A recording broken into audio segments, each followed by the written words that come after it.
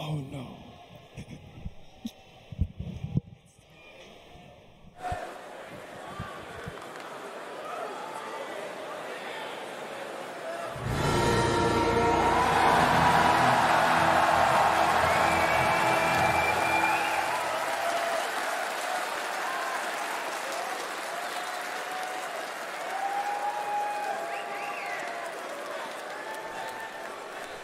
Rubik will win the Arcana Vote 2018. He came so close last year. It's only fitting that he takes a crown in 2018. This will be a very interesting Arcana. I think a lot of people are excited for it. Yeah, can't wait for another problem with Rubik. Already a lot of interesting interactions, so let's see what they do about it. I never played that hero. I'm so sad. This is your chance. Now you have to. I guess I have to. Everyone backstage was doubting. They were like, oh, Faceless Void's gonna win. Everyone's a carry player. There's no question. But there he is. Rubik. There he is. They're excited. Well, if everybody's a carry player, why did Pudge and Rubik get to the finals last year? Well, because when everyone can't play carry, what do they play? They play Pudge. This is very That's true. a good point. Yeah, this is very true. All right. It's time to move on. Okay. You know what that means. It is Virtus Pro versus Mineski in an elimination best of 3. It will be a very exciting series. I'm thinking there's going to be a lot of fighting going on. What do you think, Sinrin? Yeah, this could be a very high-intensity match. Virtus Pro, I think, have a point to prove after their match against LGD. I think they're very dissatisfied with the result. It's one thing to lose, but the way that they lost the games, I think they felt like they were maybe just in game 1 they definitely threw away some advantage, and in the second game I think they just weren't like completely on the same page. So going into this match, I expect Virtus Pro to just play classic VP stuff, play fast, play aggressive chorus, and play together. Yeah, Mineski has had a really great run as well, and they have had a good year, and they are looking to make it better, and for that they have to take the stage.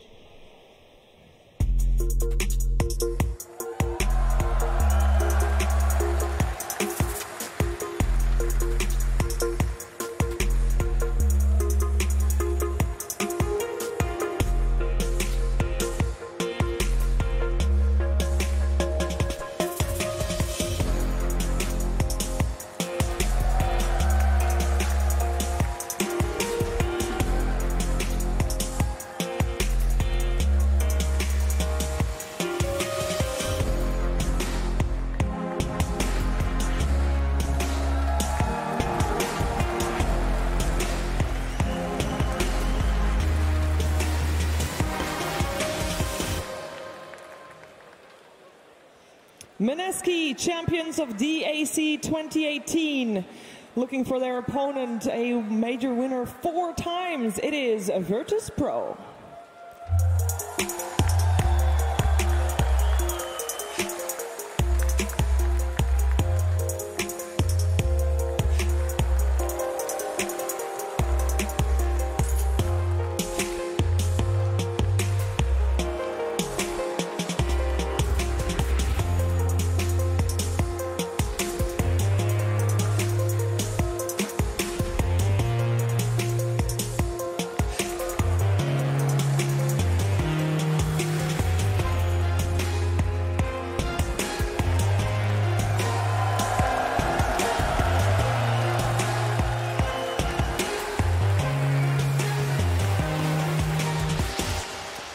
Winning 4 majors, 1 minor, and come top 4 at 3 other majors. Virtus Pro, truly incredible, but they must have gotten their special edge from somewhere.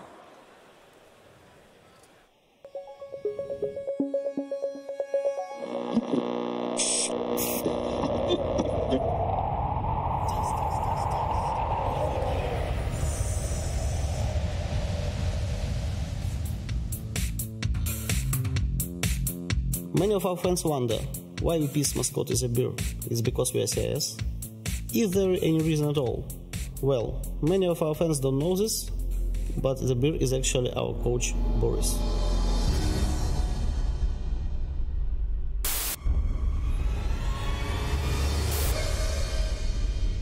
Boris is good for the team. He keeps team focused and strong. Okay, guys, I need to go toilet with a second.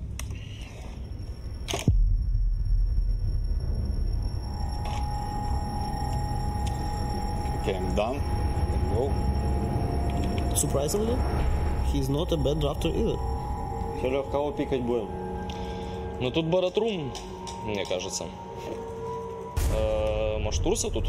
Братан, ну возьми уже кого-нибудь. Манки Кинг. Let's pick. He has always been with us. No one knows why and from where he came. But he always watching. Always. Not everyone is bothered by Boris.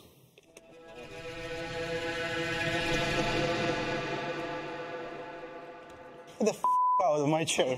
You touched my keyboard, man. What's wrong with you? Actually, some find him pretty helpful. Yes. Normally.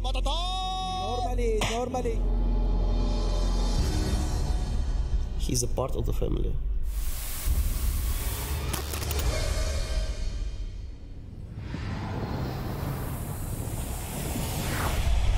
Virtus Pro, they're going to need their edge if they are able to beat Mineski. Mineski is looking strong as well. The two stories of these teams are very different all year round. Actually, Virtus Pro, as it was in the news, it was already announced. They've signed. They're sticking together regardless of what happens for another year. And that is very unusual. Trent? Yeah, can stop trying now, I guess. That's it, right? No, that's not how that works. That is definitely not how that works. No, I think they've shown great dedication to each other throughout the entire year. Obviously, they found some problems with one of the players, but once they brought in Roger, it was very clear that that was a direct upgrade, and they've only looked stronger since then. So I don't see any real reason, other than maybe the past few days, to do any sort of shuffling. But I mean, that's just a couple of games, right? You don't want to be don't take anything too seriously. That's pretty big, though. Just the last couple of chemistry. days have been bad. Well, they're kind of some important days. So that might be a little bit of a problem. Yeah. On the other side, Mineski, they won DAC, but there was chatter that that event was maybe their last one if they didn't do well there, Sindrin. Yeah, they had been looking really good very early on in the season, and then they hit a long, I think it's fair to call it a long slump of multiple months, and then all of a sudden things just clicked at this tournament and probably reinvigorated the team.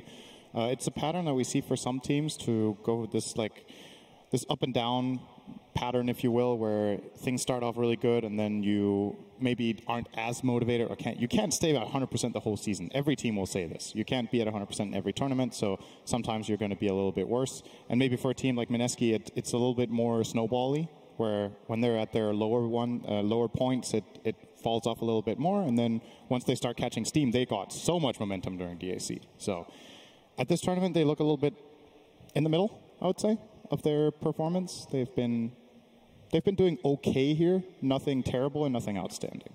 I think the same can be said for both teams indeed. March, what do you make of this? Which team is going to come out? Because the pressure is on them, and we have seen both teams sometimes struggling with that pressure.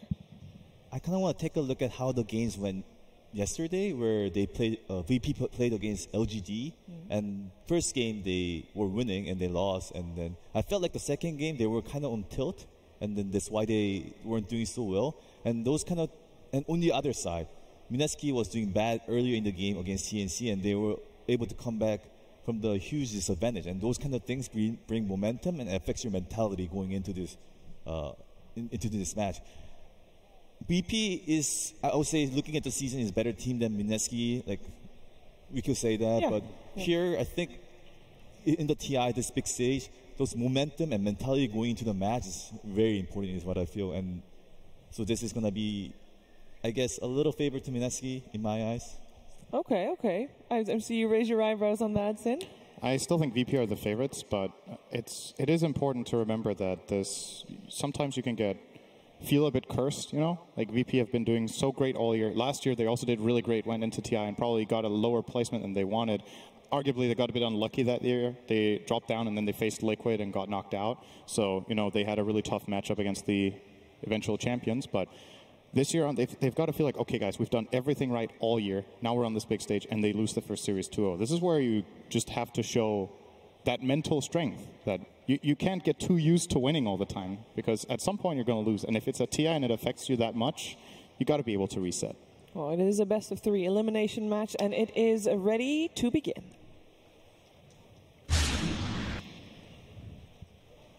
Virtus.pro versus Mineski. Game 1.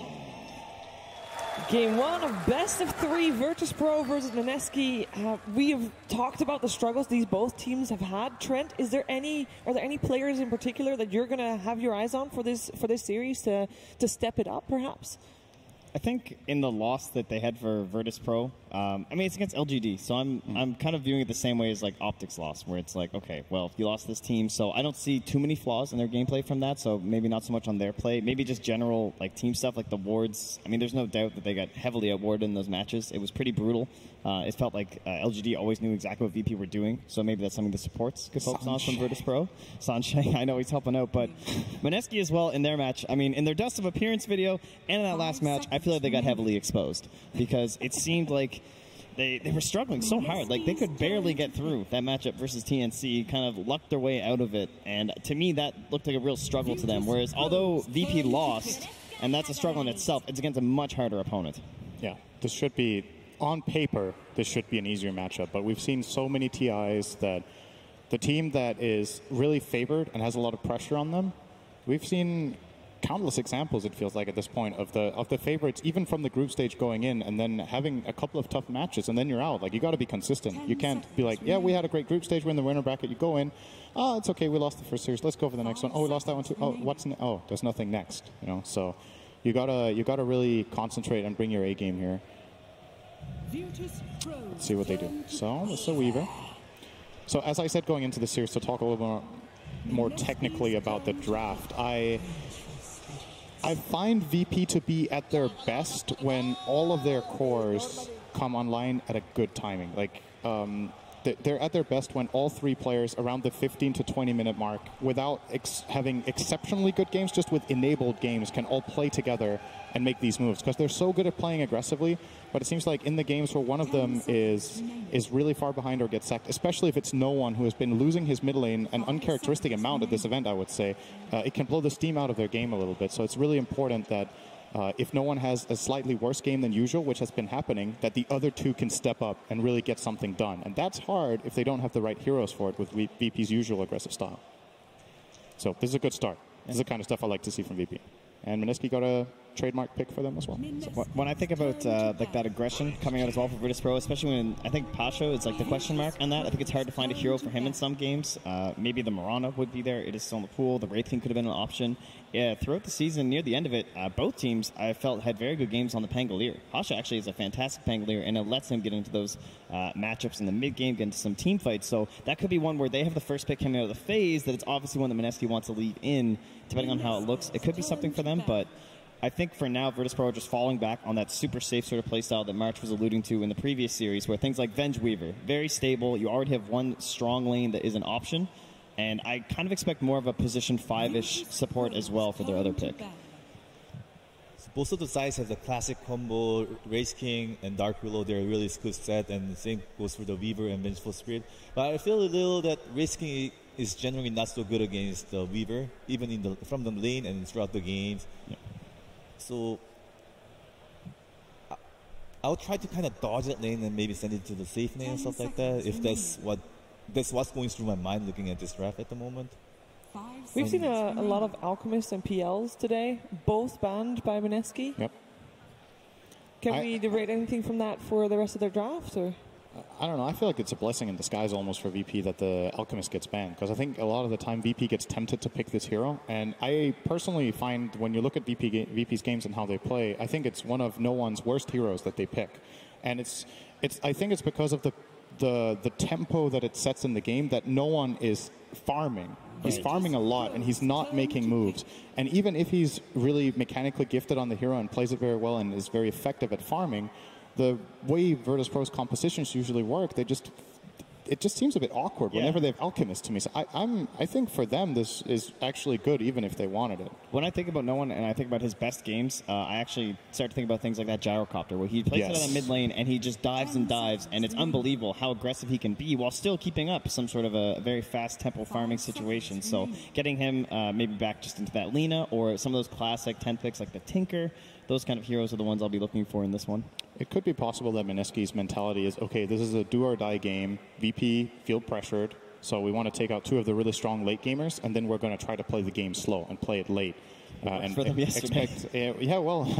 And VP against LGD, obviously, they had some moments of over-aggression, and maybe they will try to capitalize on that, Mineski, by maybe grabbing something like a Spectre later on. Is this CIS Gallblack coming out here? We have the Treant, the Weaver.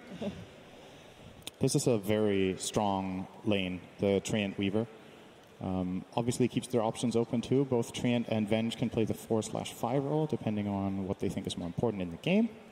Just missing a Baden. It'll be perfect. Gallblack will be smiling. Yep. And then they will lose. Although Baden actually does have some... Yeah, against Dark He has some things going for him this game against the Willow and Wraith King, but their laning would suffer, I think, from getting something like that. So, all right, what do we got? We got Undying. Yep. Weaver is pretty good against this hero, I would say. Getting rid of the Tombstone Geminate attack definitely helps. Good against him in lane overall.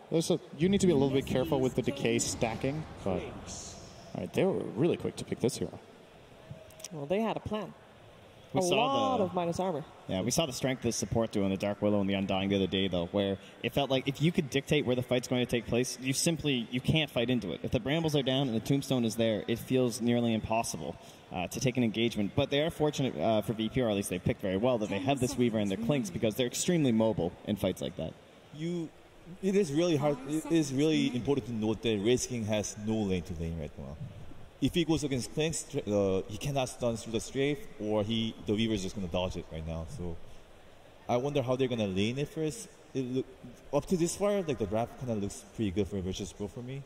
Yeah, and then this draft here needs, I don't know, like PL's banned, but PL's like good against Weaver and Clinks, so it feels like Mineski kind of countered themselves. And then if you want to go back to Nakes and stuff like that, that's also not good because Treant protected in the game.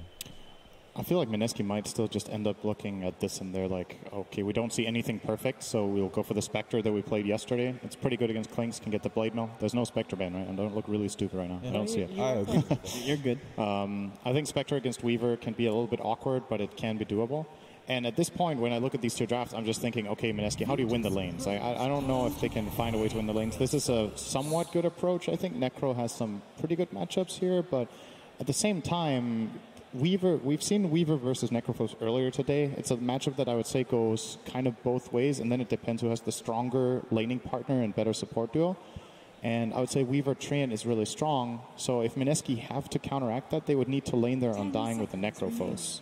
And that isn't necessarily a problem because Dark Willow Wraith King is a good lane, but it will put them in the position that March was talking about, that Wraith King, well, he's going to face either Weaver or Clinks, unless VP do put the Clinks mid, which I don't think they will. It feels like they have not yet picked their anchor here for Mineski. Like, what is the hero that wins you this game, you know? Yes. Like, these four heroes don't really win it for you. No. There has to be something that can get it. Usually when you have a first pick, you want to win both side lanes. And right now, like, we're seeing this draft, Virtus Pro have edge on the side lane is what I feel, and they're going to get countered in the middle game. So I like the Mineski's heroes in general because of the Undying and Dark Willow. They have really good team fight with Wraith King. I just want to see them have a good laning phase in order to have a chance against Virtus Pro at this moment. Another thing about the Mineski lineup is that I think it can only really... It's not entirely true, but it's pretty close to only having one style in the fight. There's like one type of fights that they're good at, and if they can't enforce those, it gets tricky. Like, what's their solution to skirmishes? What's their solutions to fights that get taken from multiple angles where Weaver attacks from one side and Clinks from the other?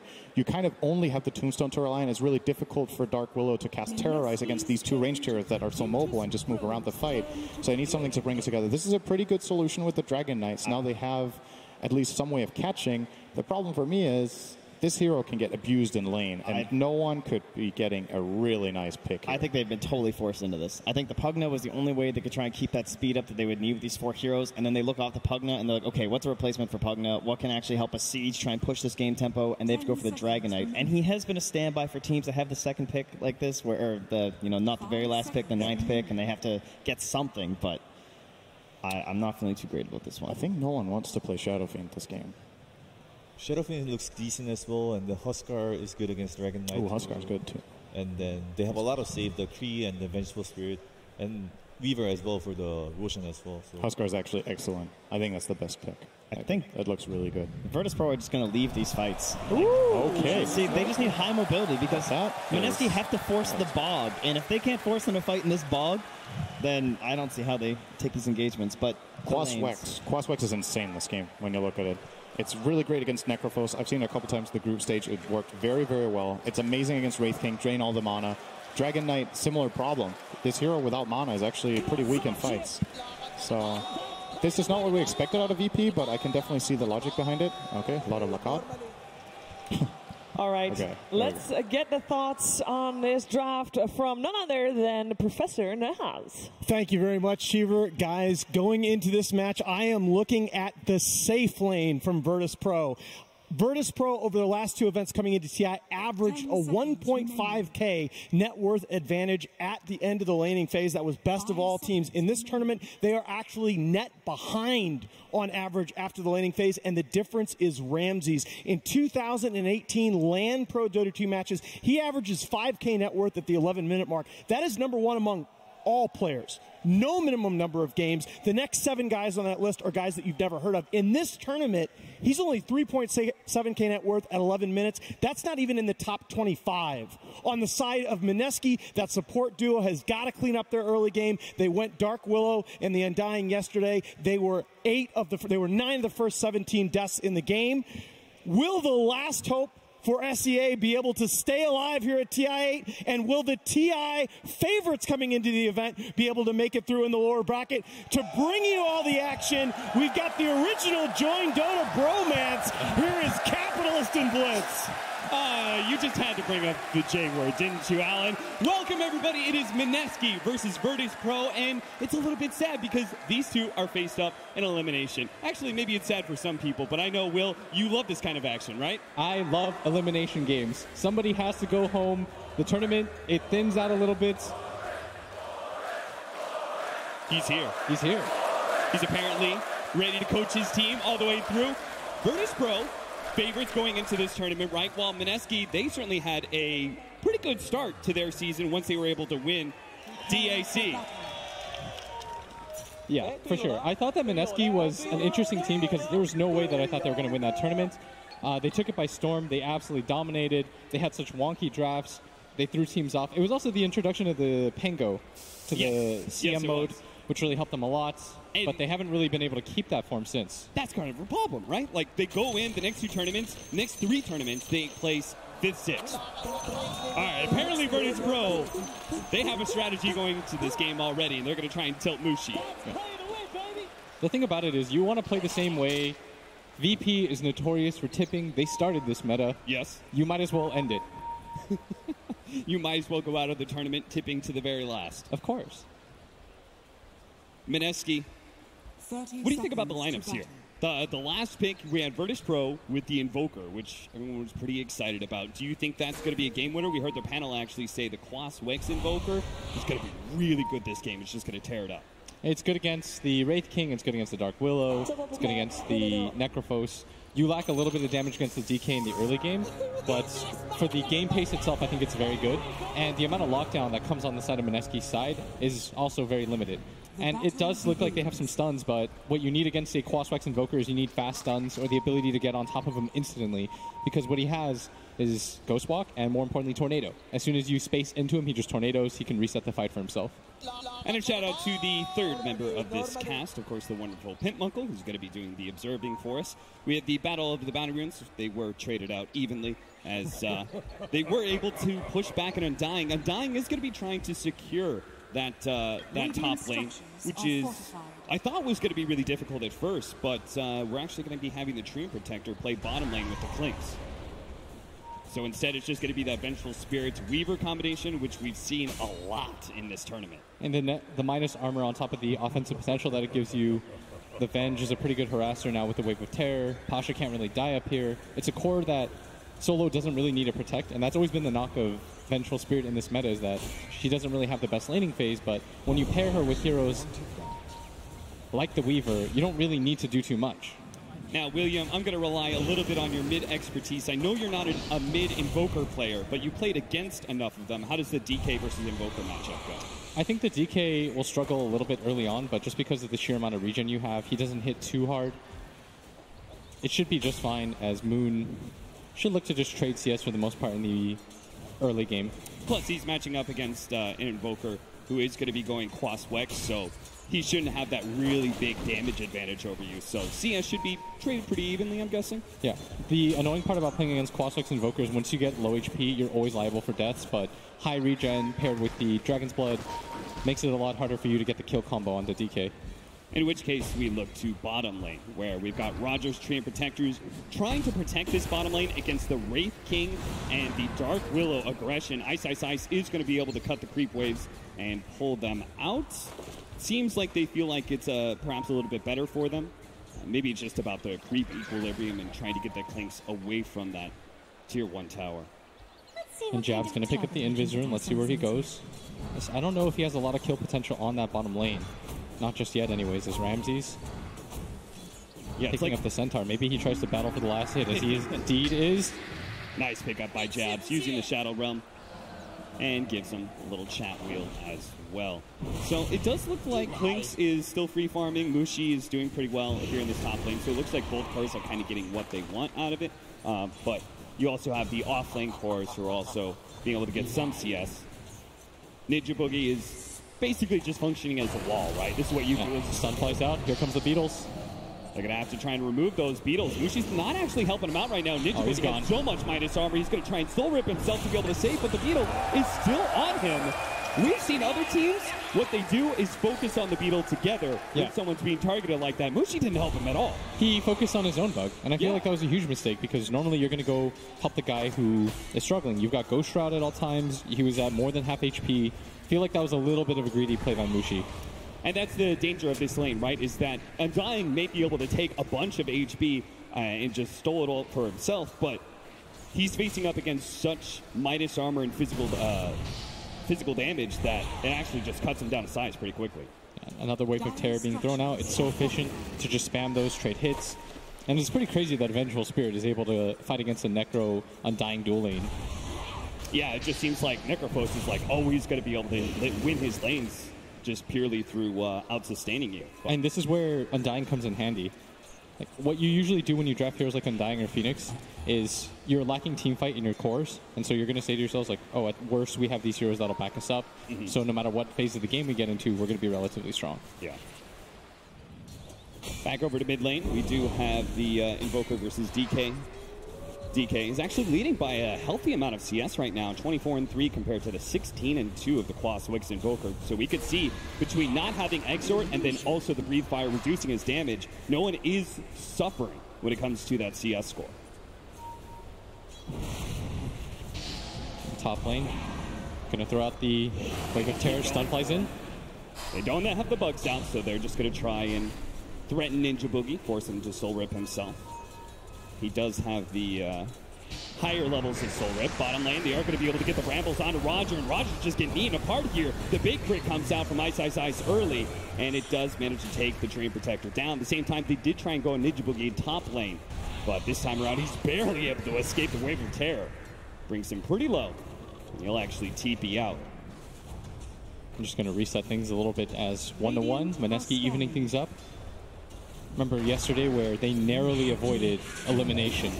It felt like that TNC in certain parts of that game, they had it. It was theirs. Yeah. And just a combination of probably the stress of playing on the main stage and Mineski just being able to hold out for so long.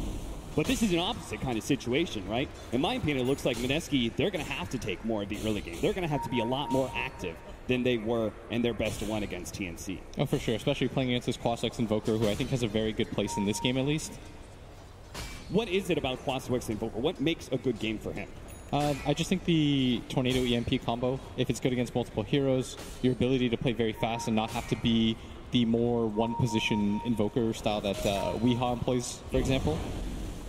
And you've got 2 strength cores on the enemy lineup that have pretty low mana pools and rely on them pretty heavily. And then the Necrophos never really likes being Tornado. He's going to Ghost Shroud up here in the top lane. They're going to try and jump him. And now you see the problem with part of that Ghost Shroud, you can't get rid of the bug. So if he's left by himself, that minus armor is just going to keep ticking. Ninja Boogie tries to come in, throws out a Soul Rip, trying to threaten Pasha's life, but he's more than healthy enough to survive.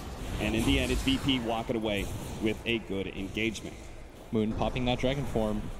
Just running at no one.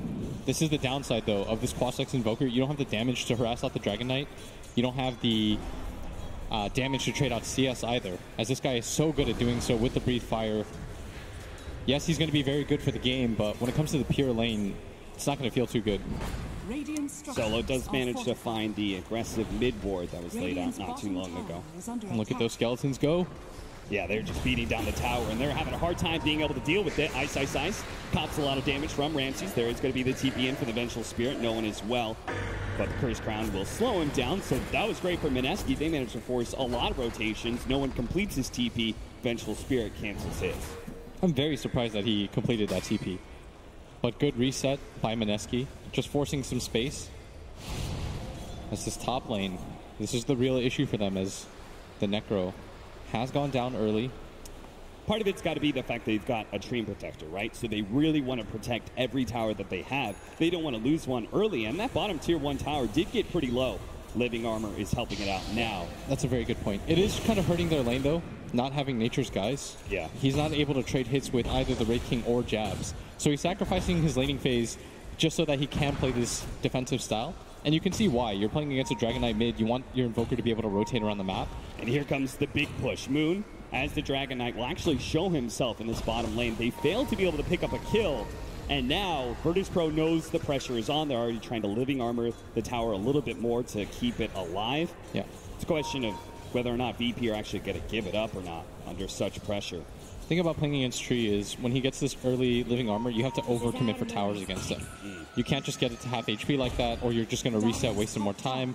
You're going to lose more and more pressure on that top lane. Ramses pops a strafe in order to dodge that stun, but means the Treant Protector is going to be left behind here. Ice, Ice, Ice managed to move in front of him here, finish him off with a big crit. Now the Skeletons chase back Ramses, and Moon will take that opportunity to take this tier 1 tower. Jab's going to look for more with down He's invis right now. He can lead off with the Curse Crown and see if he can land the Brambles, but his team's just a bit too far away, and Virtus.pro, rightly so, are playing pretty defensive. And no one ran all the way bottom, now going to run all the way mid. Ushi, again, can't get the bug off him right now, so that minus armor is just ticking in. He's got -2 right now. Is able to get rid of that bug finally. In this mid lane, the Invoker continues to play reactively, but not really getting too much done. As Mineski, they're going to eye mid. Want to make that rotation, but Dragon Form has more or less faded. Just a few seconds left on that. What you want to do, though, if you're Mineski, is the next catapult that comes up in a minute, you want to be able to push that with your Dragon Form, collapse onto the tower. That's why VP, I think, has gone for this tree.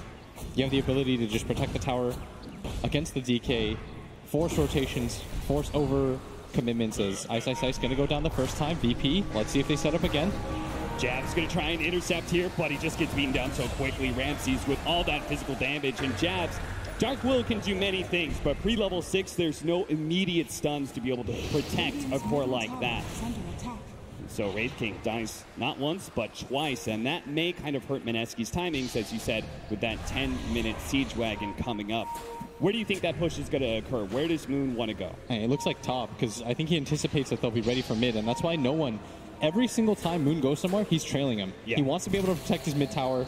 He wants to be able to protect his side lane towers. Nice Tornado EMP onto the neck post. Mushi's going to get popped here. Soul Rip actually does buy him a little bit more time, but he's just surrounded by so many heroes. Pasha is able to get that killing spree. As you said, it just seems like it's so hard to push into a Quasex Invoker, and on top of that, if they bring the extra numbers, the Tornado is just like the perfect catch to be able to surround a singular hero. Yeah. And you see that he continues to just mirror Moon. But here comes the Siege Wagon, and predictably so, Moon's going to pop his ulti, but I feel like he's just going to get repressed here. Yeah, he's just going to do a little bit of damage, right? Push back by a tornado or something, and then you're going to have living armor. So this is going to be a frustrating puzzle that Mineski needs to solve. This is not going to be your normal game of Dota 2 when it comes to taking objectives. Yeah, we saw this oftentimes when we saw Moon play, or when we saw OG play, how Mad plays it. He just saves his towers, sits behind cores, spams Leech Seed, is very successful in defending your tier 1s. Didn't we watch TNC match up against OG in the group stage, and that was exactly what lost them in the game, is trying to push down these towers? It was IG. It was IG. But it was a similar concept. Just IG was used to doing a lot of chip damage on mid. They overcommitted for the tower twice. They got baited once by Glyph, once by Living Armor, and they ended up just losing the game as a result. And I think people are starting to notice more and more this mid-tier 1 tower is the key to the game. It opens up so much of the jungle. It's bottom lane. Ramsey's going to get stunned up, but Jabs just really fainting, not really trying to do too much. Just Solo does have the swap. Wants to try to get in range. The Shadow Realm has already been blown, so maybe Jabs is susceptible to this kill. Is Solo going to run into him point blank? Here comes a stun. He's going to be able to get that, and Jabs, well, Ramsey's just a bit too far away, but now with the swap back, Terrorize is going to be too late, so he cancels it, and Ramses will take the kill. Solo, very patient, does manage to find that pick off on the support. And they needed something like that to get going, as 5-2 in kills, but no tower so far. Top one still very healthy. Same with mid, and this bottom tower hasn't even been seen. Now, we keep on talking about how Mineski, oh man, they can't seem to take towers or anything, but at the same time, Virtus Pro is pretty much putting no pressure on towers at all. They haven't really done any damage whatsoever. Is that fine for them? I think so, just because you still are playing a very good Quaswex Invoker game. I think this Clinks is going to be very successful in this game too, depending on the speed of the Blink Dagger and the Shadow Blade that comes out on the DK. And the commitment, we've seen this many times before. Moon's going to go for it. Ice coming in from behind. Is going to be able to get the stun onto Roger. Now, Moon's a little slow to follow that one up, but will be here in time for the Breathe Fire. The Living Armor's actually keeping him alive until the last couple of shots come in. Ice. Slowed down for the cold snap. Hit by the EMP. He's already dead. And Moon, he's going to be swapped back into the tier 1 tower right next to Ramsey. That is Terrorize. Terrorize might just be able to save him alongside that Soul Rip. That might just be able to do it. Ninja Boogie gets a little low. So does Moon. But the Weaver, Pasha, was super scared of going for it, as he should be. The control of the Brambles almost got him killed. We'll have to give up on the Tombstone and give up on the tier 1 tower push as well, it seems, as maybe even Mushi's going to die here. Gets a little bit of heal on himself. Soul Rip as well. It's not quite enough. Breathe Fire comes out. Suntroy's going to miss. They turn around. Reaper side. He gets the kill, but dies in the process. And they are committing hard for this. And this is how Treant games are going to look, is your entire team has to come 5-man just to take tier 1 mid towers. And you can't just overwhelm in numbers. You have to dominate the fight so that you have enough heroes to push the tower after that. It makes it just super awkward, right? Like, especially with the way the VP is playing, where I would say that all three of their cores are very tough to be able to jump on. Clinks with his strafe. You've got Weaver, Shukuchi, and then this Quaswex Invoker is so fast that they're playing like super defensive. You have to dive way behind these towers just to be able to get the pick off that gives you the control of the area in the first place. Exactly. We saw that in the IG versus OG game where IG would kill 3 heroes, but they would lose 3. They'd have to back up. And then Mad would just heal up the tower. Yeah. And then that just completely reset things. And you see that Mineski is kind of running around a little bit aimlessly because they're probably in a similar position as Ramses. Gonna get dusted up. Jabs has the follow-up. Needs to be able to land the Brambles here, and he does. The first round follow-up. They're going to be able to get a lot of match damage on him with the Bedlam. Pasha's trying to tank it up, but gives up on it in the end. The Overgrowth, they're going to try and focus on the Tombstone. Nice the 3-man into the EMP. That's going to burn everybody up. Dark Willow's already dead. Moon has no mana to be able to work with. Can't even TP away. Pasha is going to try and hunt him down, but he does have a lot of armor. It's going to tough kill to be able to get, but they slow him down, and it looks like Moon pops the mana. Does manage to get the Shadow Blade off. Fortunately, Solo on the spot with the Sentry. Pasha gets a mega kill streak as they pick up a 2-for-1 special. In mid though, Ice commits a stun. And he halfway committed to that tower push, but again, the Living Armor. And they do get the kill on the Clinks, but what a setup by the Tree ults. And you can see that VP is committed to this defensive style. Defend your towers. It's okay if people get pickoffs because you can play reactively. I think that's the point of their lineup is Mushi doesn't have the ghost shot anymore, is going to cop a lot of damage. Solo getting closer. He wants to swap real badly, will be able to get into low ground. Mushi's going to run the other direction though, but with the sun out, Mushi is still dead. The Terrorize comes just a bit too late. He does run into the Brambles, going to be caught by the Bedlam as well. Ramsey still has tons of HP though, and Jabs will give up on that attempt. In fact, if anything, he's got to be a bit scared of Solo. So Ice going to try to reset things a little bit, play this bottom area like he normally does. And once again, Moon, you see that he pops his ult on timing with the catapult. This is almost muscle memory for him. But the annoying part is it doesn't do anything. Yeah. It just gets reset time and time again by that living armor. You know what I really appreciate is Virtus Pro reading the game and giving up their safe lane tower. Yes. But just hard defending everything else. And now that the Clinks is online, they can be the ones to be taking towers as Clinks just makes short work of that. Doesn't even have the Desolator yet. He's actually got it in his stash. So the next tower that gets assaulted like that is going to fall even faster. But Mineski is still not in the worst position ever. Their Dragon Knight is incredibly farmed. They still have pretty good heroes in the Wraith King and the Necro for fighting. The Undying Tombstone is never meant to be underestimated, but we see the Dota plus win probability is in VP's favor right now, and I would agree. Things are slightly tilting their way. They do have a couple different forms of hard initiation for Mineski that was missing earlier. Ice. No one can get run into. He's going to be able to jump in the back lines. Moon is going to have a hard problem with Posture, but at the same time, a beautiful tornado comes in, stops a lot of jabs damage, almost able to finish up no one, but can't quite do it. No one, Ice is actually going to go for the blink in a second here. The man to get the Reaper Sight on him. That is a big time kill, and now they can turn towards the Tree Protector, take him out. No more living armor to be able to worry about. Mineski has control of the mid lane and should be able to take the mid tower finally. Oh, they overcommitted for that hardest. VP thought that 3 heroes were enough. They dove him under the tower, and they might lose more. Going. They're going to be able to find Solo's Vengeful Spirit as well. This is uncharacteristically sloppy by VP. You brought 3 heroes to a 5-man game as Mineski. They're going to grab this mid tower, and they're going to be so happy at doing so. Because VP, if their heroes are alive, they can just extend this game like this. Yeah. Every single time that Mineski goes for a fight like that, as the stun flies in, Ice. No follow-up, though. Just trying to get him off of that tower. They want a hard commit for this tier 2. They've got a lot of heroes here. 12 more seconds till the Invoker is back up, and Mineski are going to give up on the tier 2 push. Seems like they're just a bit too afraid of overextending themselves like they saw Virtus Pro just do. Solo's just going to keep in pace here with Ninja Boogie to make sure he gets the Magic Missile as soon as the rest of his heroes are here. Ninja Boogie just separated from his team a bit too much, and as a result gets pot out. Virtus Pro, now it's their turn to see if they can push onto a tier 1 mid, but there's a Siege Wagon putting some damage on the tier 3. I guess it really doesn't matter though, again, when you have a Tree Protector. Yeah. What I'd really like to see VP do is take this mid tower, smoke, take a fight, go Roche. It's hard now, though, now that you've lost that bottom tier 2 tower, and there's going to be pressure there at all times. And VP, I mean, that mistake is going to cost them pretty big. They had so much map control, they could have played this game over and over again. Now Mineski have opened up themselves as VP.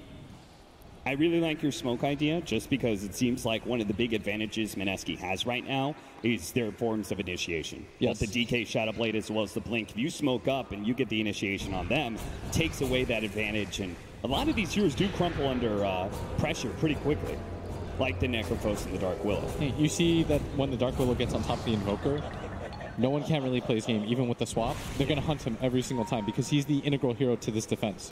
The tree's important, sure, but the Invoker's most of your offensive utility. He's what's going to hold everyone in check. But VP, and they've got a Deso, they've got the Weaver Bugs, they've got the Wave of Terror, the Vengeance Aura. This is as good of a Roche lineup as it gets. Yeah.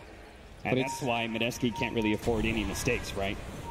Yeah, if you lose one team fight, VP is immediately going to go Roche at this point because they've taken your mid-tier 1. There's no one in TP2. They go for the 3-man smoke rotation up to the top lane now. A lot of pings being sent out. They do have a scan on the Necrophos on the side here, so they are going to be able to get that 3-man smoke onto the 2 supports, though. They found the Tree Protector. He's not going to be able to get away, and it looks like Jabs will deal with Solo pretty easily. Solo does manage to get a bit distance, and he knows he's just prolonging the inevitable here. Will eventually die. Mineski, a smoke gank that turns into 2 kills, and again, another tower push. This is exactly what you want to see from a Dragon Knight lineup, right? Yeah, they're doing a very good job of the aggression, and VP, normally the team that makes these moves, they're actually being beaten to the punch time and time again. As Mineski grabbing all these tier 1 towers, they've got to be incredibly happy with that.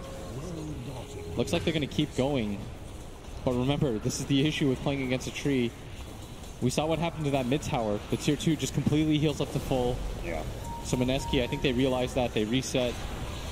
The way that it goes for them is win a team fight, pick off some heroes, take the tower. And now they go for the smoke. This is what we wanted to see. Take a fight, go for the Roshan. Either objective for me plays. Use a blade for the Weaver. And they're in fact just going to go for the Roshan. They feel like they're strong enough for this. Oh, they're going to do it so quickly. And Mineski, it's just so unlikely they check the pit in the right They're pinging right now.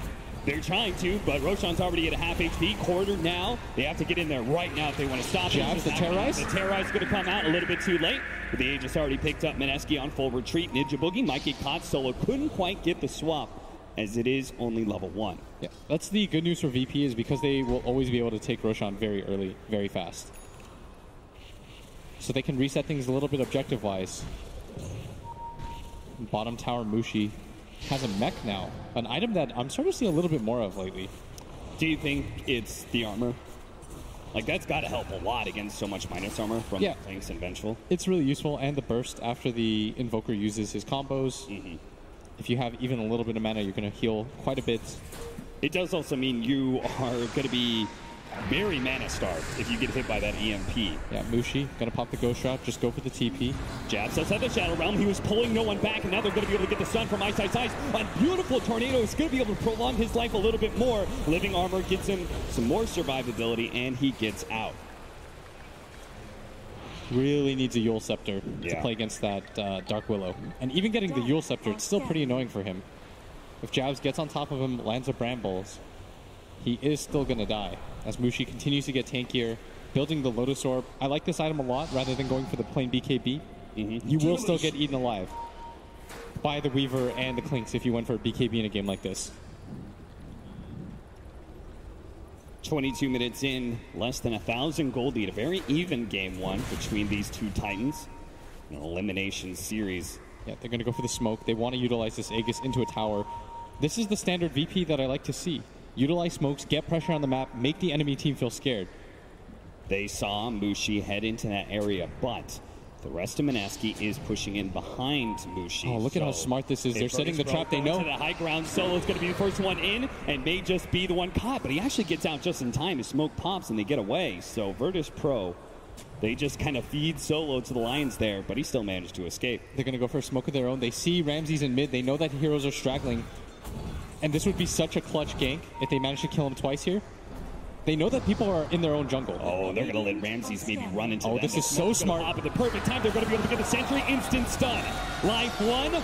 Ramses lived a little bit longer than expected, but now life 2. You need to drop the tombstone. It's going to be up to no one to hit the big tornado to be able to save him. They managed to get the swap back to Terrorize. Oh, the 3 in the back line. That's a beautiful play from Jabs. The tombstone will finally go down from Pasha, but Chaos reigns, and it looks like it's going to be Mineski who's taking it. Ramsey's barely getting away. Outside the sentry, cut down by the Reaper's side. Roger's going to be up next with the Curse Ground. No one trying to protect him. A big meteor comes in, but he's not an Exort Invoker, so that does very little damage whatsoever. Train Protector's down. Pasha's going to come in with the Diffuser Blade. They do manage to get the Magic Missile. They're focusing on the tankiest hero of all, though, and now the support already dead. Bedlam coming back up from Jabs, takes the opposing support, but finally they do manage to finish off Boone. So Mushi and Jabs will limp away from Pasha, a bit scared.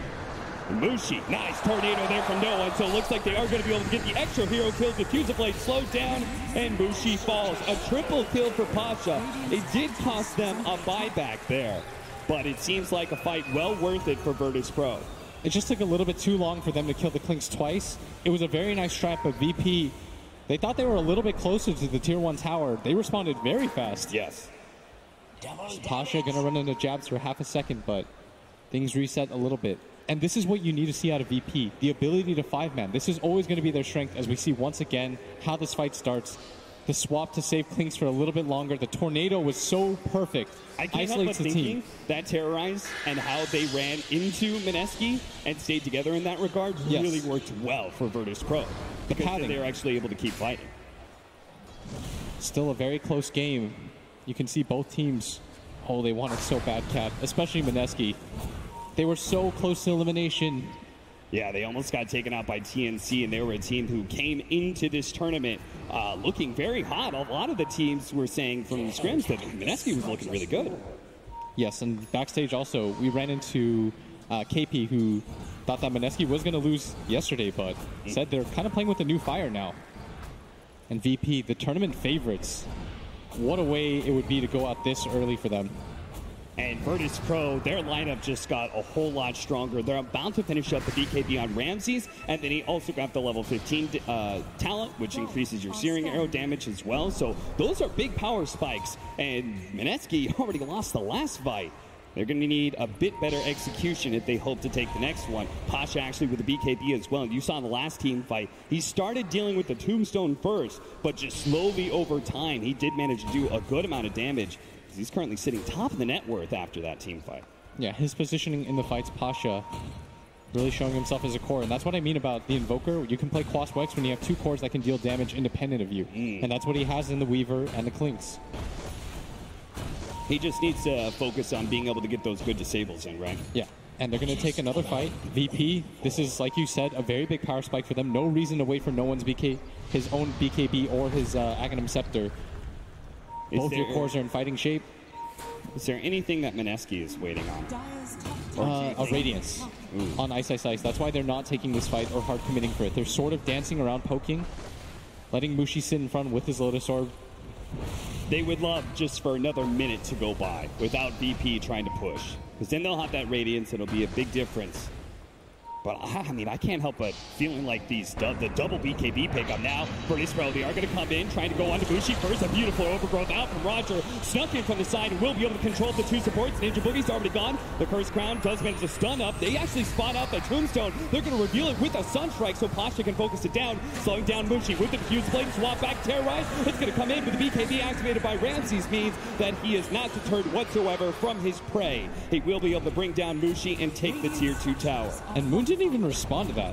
He was farming neutrals the entire time that was happening, and if that was going to happen, Mineski should have known about that. At this point in the game, everyone's going to 5-man. You're seeing time and time again, whoever goes to the 5-man first is winning the fights. Do you think that's just a communication problem, like everybody just not being on the same page? It had to have been, because Mineski were poking up. Maybe Mushi said, I'm strong, I've got Lotus Orb, they can't kill me. And that's why he decided to stay up there. Boy, you could not be more wrong about that. Now, Ice Ice Ice will be able to finish up that Radiance. Has it this now. would be a massive pickup. Aghanim Scepter. If he walks up here. Well, Ice Ice Ice left and jabs. By himself, pushes forward. When does Mineski really get back into this game, do you think? I think they're still fine. Their team fight is still very good. They've got very tanky heroes. Their cores are always going to be pretty decent at scaling, especially with Ice Ice Ice getting the Radiance. Then in that case, how do they take the fight? What can they do better? Take the 5-man together. Okay. They would have won that fight without the Aegis. The previous one, don't be afraid to go for the team fight. Your team is still really strong, especially once you get on top of VP's heroes. Now it might be a little bit too late because of the BKBs, but VP committing for this. They're all here. Sentry's been dropped. Got to be careful to swap. Clutch Lotus Orb timings can protect you from that. Yeah, you got the Aghanim Scepter now on the Invoker. I think for VP now it's go time as Ramses holding this high ground area. With that double damage, he's going to go straight 3 shots. Ninja Boogie instantly gets stunned up with a Dragon Knight over the Terrorize coming in. They do have really good control of them. Running into the Brambles, Moon pops his BKB, but his damage, it just doesn't look great. Now Ram's going to be able to pop his BKB in turn. So, pretty beautiful overgrowth there from Roger in the back lines. Does manage to control of all these heroes. Ramsey's focused down. Moon turns, finish up Ice Ice Ice as well, who does still have the reincarnation, but again, he just doesn't really have a whole lot of damage to back it up because the rest of the team is being forced farther and farther back. Pasha just keeps on pushing Mushi farther away with the Diffuser Blade. He takes away all of his team, and now Ice Ice Ice is going to die a second time. Mineski ripped apart by Virtus Pro and executed one by one. And VP remembers, oh yeah, our 5-man is always going to be strong. Yeah. This is what VP Dota's been about all year. Their ability to take team fights, outplay you, put pressure on you at all times. This is more like what I'm used to seeing is they're going to probably grab this tower. No one starting to pressure mid, knows that the rest of his team doesn't need him here with 4 heroes dead. And this is going to also set up for the next Roshan that's going to respawn in a minute and a half. That's going to be so big in determining how the game goes. If Mineski can defend that, you can sort of reset the game. If you can't, then you're going to give up Aegis Cheese with no tier 2 towers left alive. It seems like almost do or die for Mineski in some ways. Yeah, and their team is very good at fighting around the Roshan pit. Yeah. The Undying Tombstone, the Dark Willow Terrorized, but that's probably one of your last hurrahs against this lineup. Because the BKBs are so strong. And the Deso Clinks does not care about any of your cores right now. That's why they really need to get a strong initiation we saw from this last fight. I mean, Ramses just starts it, making it a 4 versus 5 by 3-shotting Ninja Boogie. And while, yes, he did get instantly stunned afterward and controlled, Mushi's so far away. You can see Roger on the right-hand side slowed him down. Pasha just focused him as well, slowing him down with the diffuser blade. So if they don't have their Dragonite, Wraith King, and Necrophos together, focusing one hero down, he's just not going to be able to do anything. Back into the game, Ice is already dead. Jabs, he gets taken down as well next to the Roshan pit. You can see Mineski already trying to exert some control over this pit area, but Virtus Pro still managed to lock it down. Yeah, now they're getting, I think, a little bit desperate. They're starting to sense the pressure. They know they're far behind. They know that VP can take Roshan at a moment's notice, so they just have to send bodies in there. They don't have the best ways to just check it for free cap, short of just sending in their courier to die. Right. And because you've lost your tier 2s, you don't really have vision around those areas. You have to play deeper and deeper. It's scarier and scarier. And that's why you see the vision represented. They have this ward up here. Doesn't really help them out too much. It's one of those wards that you just place because, well, you can't. Very defensive in nature, but doesn't give you any real good idea of what's happening in that Roshan pit. Yeah, that's the bigger side effect of losing these tier 2 towers early on, is that your supports just have to play a more and more dangerous game. As look how quickly this Roshan falls. They've even got a medallion. And he literally just spawned and he's gone. Aegis and Cheese VP. No one's on it. So now you've got a second life on 2 of the Virtus Pro heroes. If there's any time the Mineski needs like the perfect initiation, like being able to jump no one and blow him up before the cheese or something, like it's got to be now. Because next up they're going to have to deal with a Clinks with Scythe of Ice. Pasha is still continuing to grow as well as he's going to go for a Nullifier. Ramses pretty much has a Hex. Like their items just continue to scale. And that top fight just swung things so hard in their favor. Yeah. As they got so much map control out of that. Lincoln's is completed on the Weaver. And what else is there? And if you look at Mineski, I don't really know what items they're waiting for next. Yeah. They were losing the fights with the items that they have right now, and unfortunately, you're probably going to have to take a fight with those same items. Yeah. It just felt like the BKB timings of VP was what was going to turn this game around, and Mineski are going to struggle until the BKBs get really low duration or something. Maybe in the super late game, Mineski will feel a lot better about the team fights, but for now, they're dealing with a Pasha Weaver that's 12-0-7, has not died once in this game. Yeah, they're going to try to sandwich Mineski holding this high ground shrine area, but they're going to get swapped back in. Into the side of Vice. Ramsey's already managed to take down the Wraith King. The Reaper Psychos come in, finish up the Dream Protector. Solo is looking a little lost as well. Ice in round 2 with the Cataclysm coming down. Ramses will take him out first. You can see Jeff tries to go for the Invoker, but he gets deafening blasted back. Back to the shrine he goes, joining the rest of his team. A 1-for-2 trade-off there. Fortunately, it was the target of the Wraith King that made that fight okay for Mineski. And Roger, with the instant buyback, thinks that they can do a little bit more here. That seems very ambitious. Maybe with the Dragon form coming down, they feel very good about this next fight. The same goes with Reincarnation, I guess. And their ability to re-engage and fight is stronger because they have a Hex. Yeah. And they still have an Aegis. I think they want to still utilize that timing. They know that the Wraith King, when he respawns, won't have ulti. And they're going to send some heroes back, but Roger did feel a little bit preemptive, and now no one going to go back, defend his bottom tower.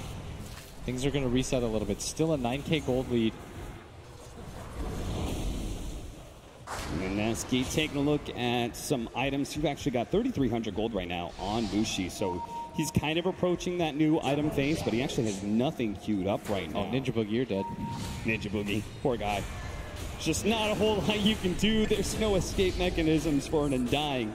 You may be tanky, but it just means Pasha will need a couple extra seconds to bring you down. And Pasha's 13-0-8 right now. Yeah. He's been everything for his team. You need these kind of all-star performances in elimination games, and he is delivering here on the main stages. VP threatening the high ground here. Here comes the swap. The Lotus Orb, though. That was a beautiful pickup. The double damage onto Ramsey is going to be dispelled by the Yule Scepter. Trying to deal with him, but the Scythe of Ice comes out. He will be able to get the Dark Will, and the Force Staff was not enough to give him time to pop the Shadow Realm. Now with the buybacks, Virtus Pro are going to back up. They took the tier 3 for some buybacks. They feel pretty good about that engagement. Now they can take shrines at their leisure.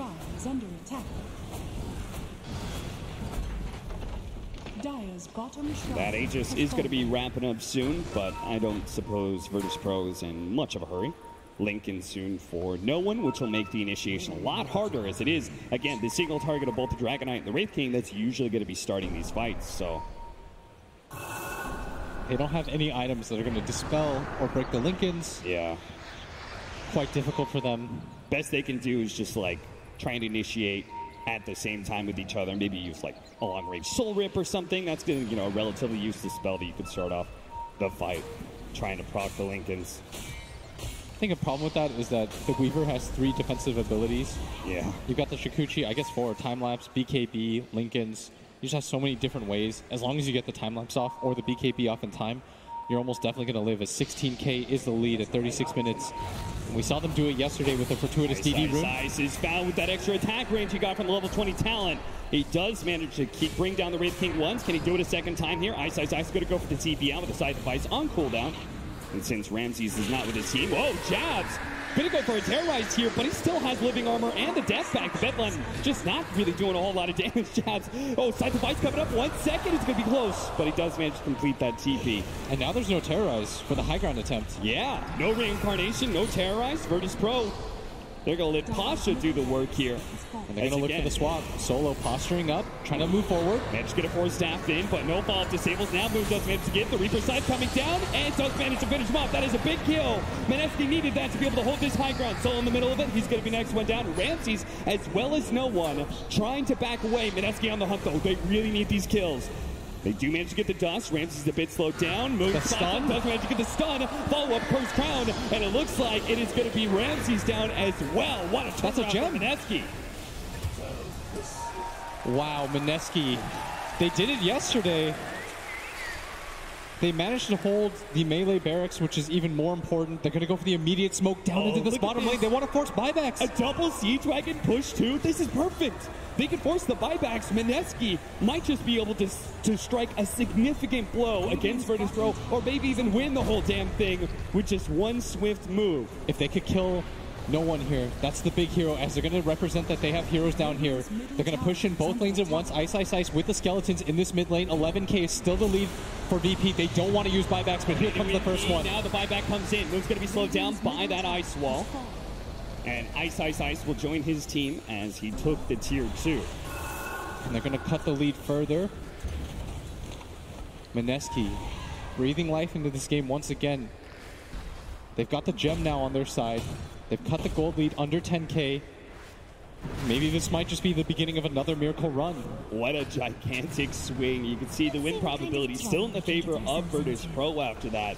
But I can almost guarantee that I was looking a good 70-75% for Virtus Pro before that team fight. Next up, probably going to be Roshan for the coming objectives. And the BKBs from Virtus Pro are going to be ticking a bit low now. Yeah. So Mineski, again, got to be feeling good about these next couple of fights. It is going to be annoying for them, though, at all times, because they've lost so much map control. They have to check out Roshan all the time, because VP can take it so fast. That is VP's greatest strength in this game, their ability to just instantly go for the Roshan. But for Mineski, you do have an opening window where this Weaver doesn't have buyback now. And if you manage to chain your spells together correctly, you grab him, you can still win this game. You're going to need perfect execution to be able to catch Pasha out, as he has been very fast, but you can do it. Finally got some items coming in for Mineski. Ice has that Aghanim Scepter now. That's got to be pretty big. A Dragon form Dragon Knight, even if he goes down, can keep on pushing out damage. We saw actually in the earlier series, it's actually super good with the Undying. Yes. Because if he pops the Flesh Golem, you still get that Plague Aura to put on the enemy. And they're smoked up. Solo holding this high ground area. They might just find him first. They are. Solo's going to be the smoke breaker. He will almost immediately fall.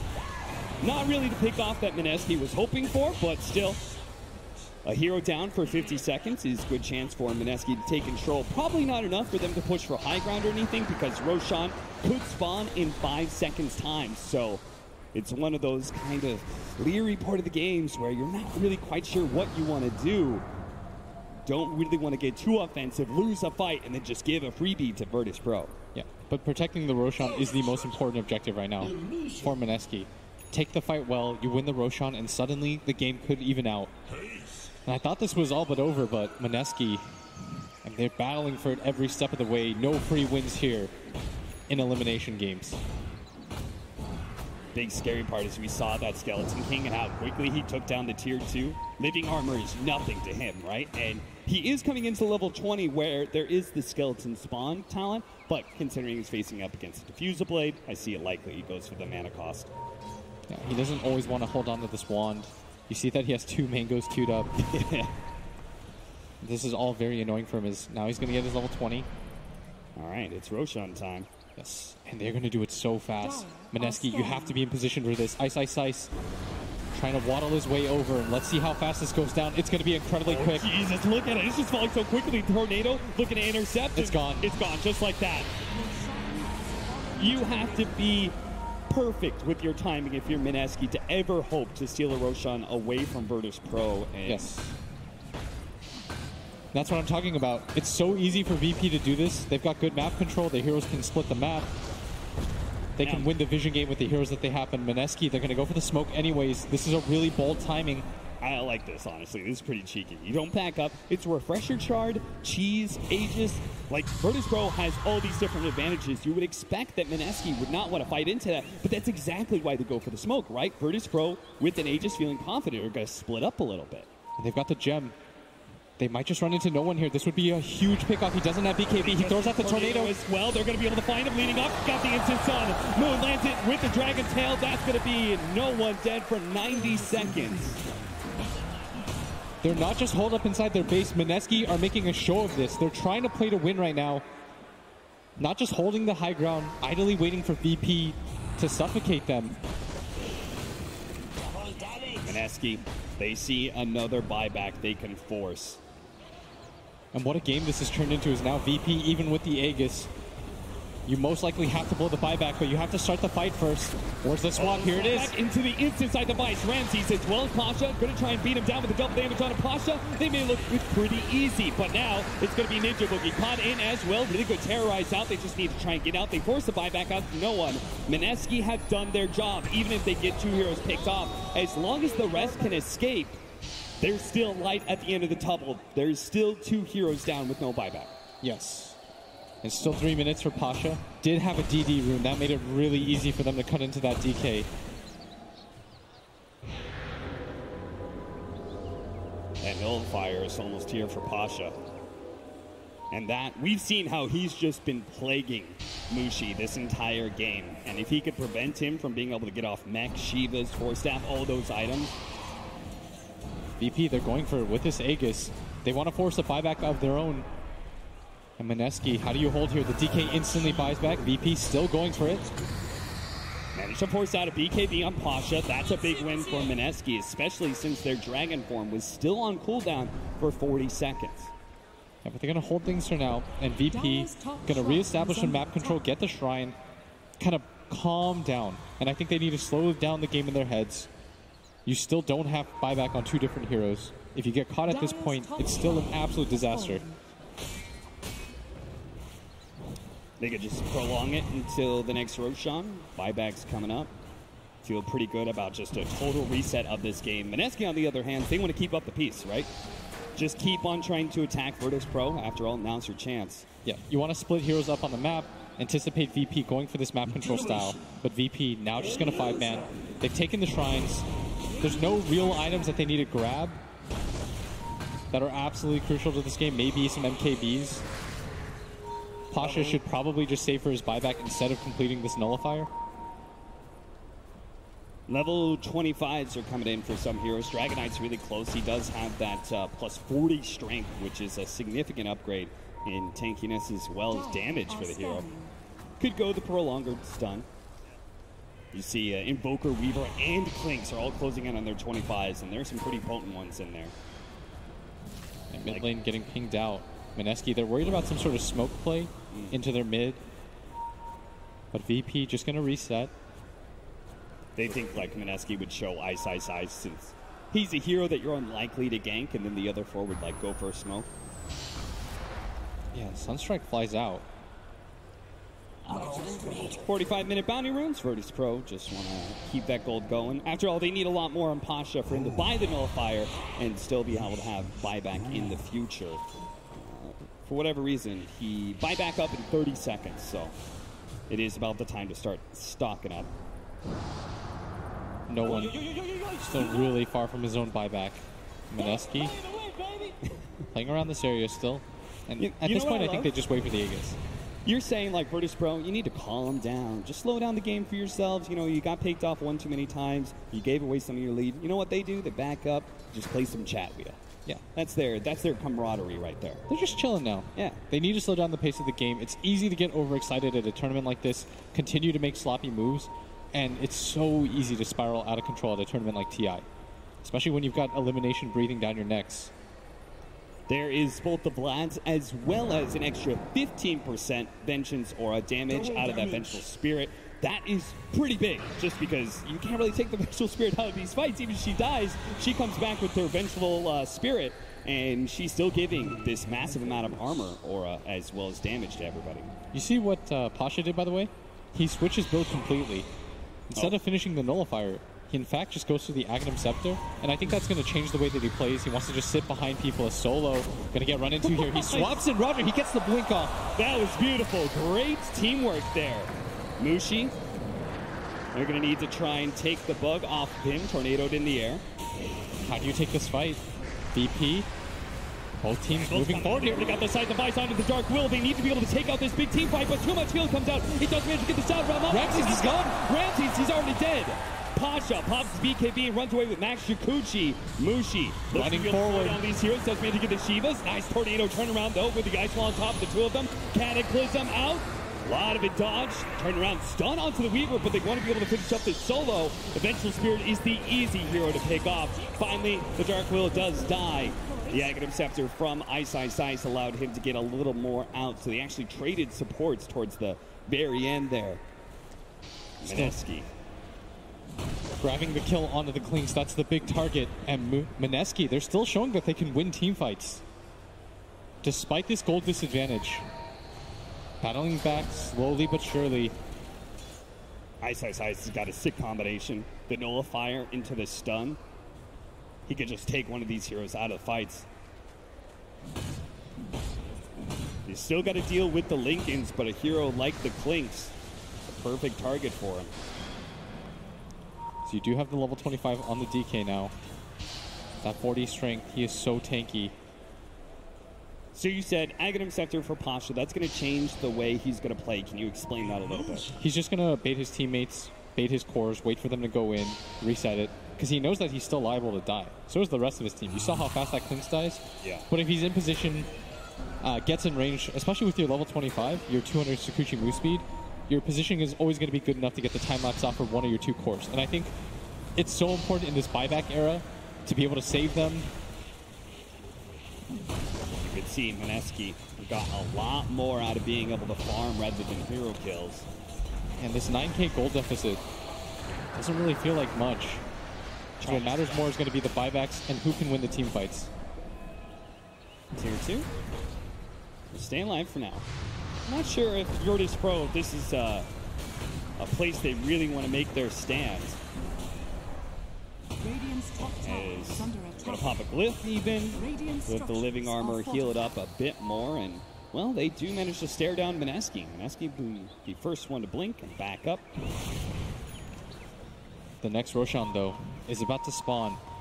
You've given it to VP 3 times, and you still made this game close. Imagine what the game looks like if Mineski take any of those. Yes. They're going to have the Aghanim Scepter coming in. If they can actually get the Aegis, say they give it to Mushi, he can buy out, get the Aghanim Scepter, and being able to have that low cooldown on the Reaper's side can really make a big snowballing effect in the late game as you can continue to get those long death timers on the VP side. Bugs come out, trying to scout.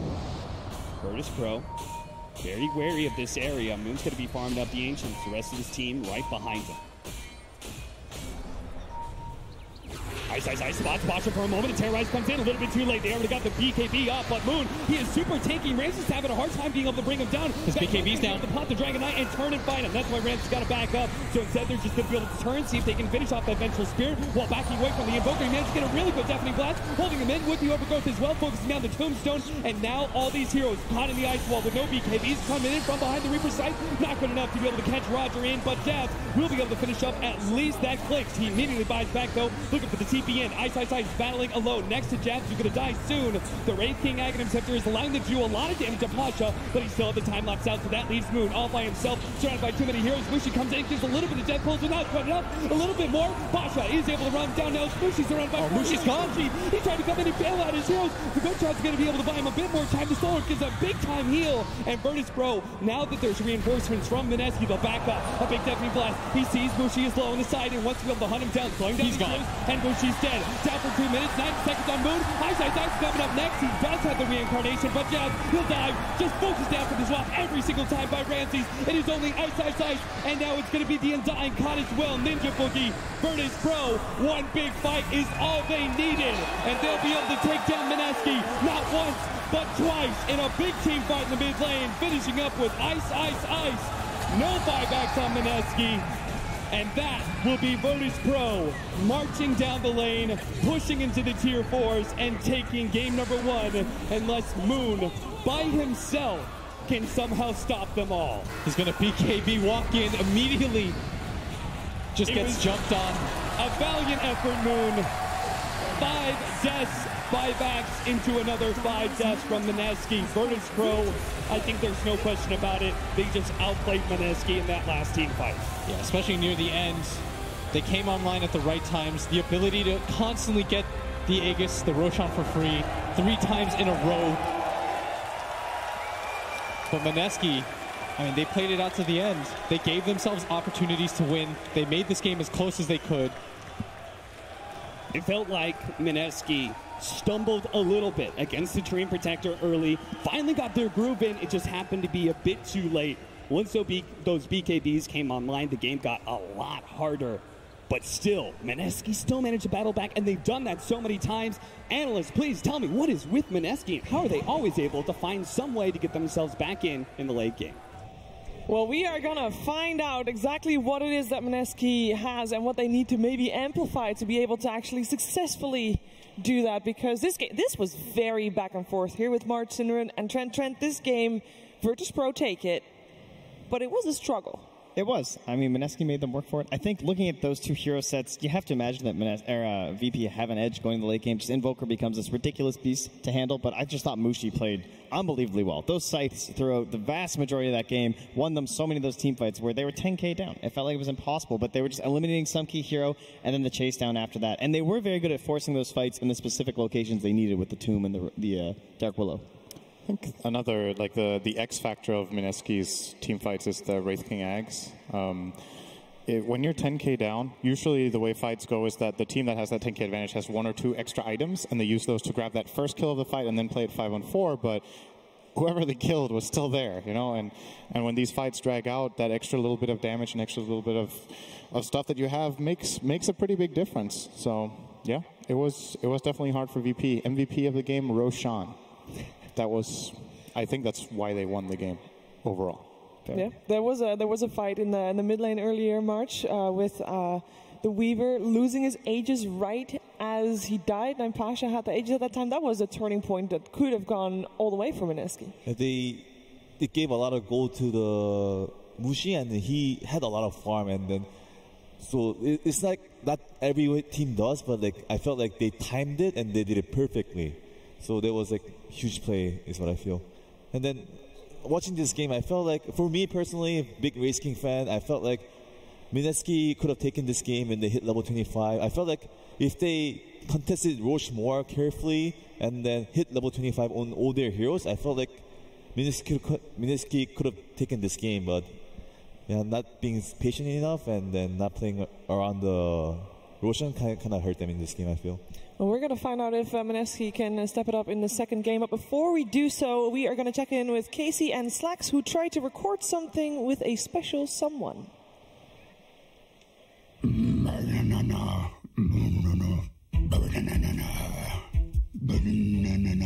Okay, Gabe, how are we feeling today? Good. Okay, great. Okay, so today we are doing the Gabe Newell Mega Kills Pack.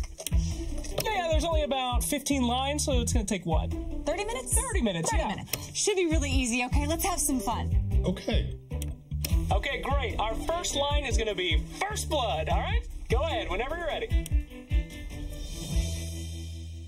Hello, I'm Gabe Newell. You've just achieved First Blood. Thanks and have fun.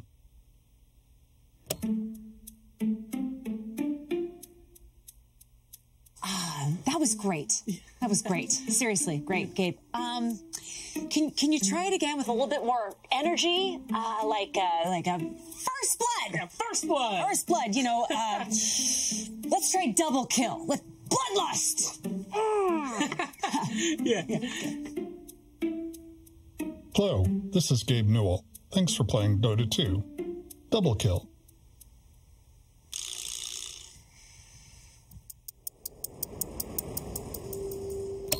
The line is triple kill.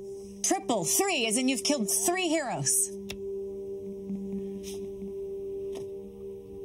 I don't understand. Just say 3. 3 kills. Triple, 3 heroes. 3. But what's my motivation? Your motivation is 3 kills. Just give me anything. Anything you want. Say whatever, okay? I don't care.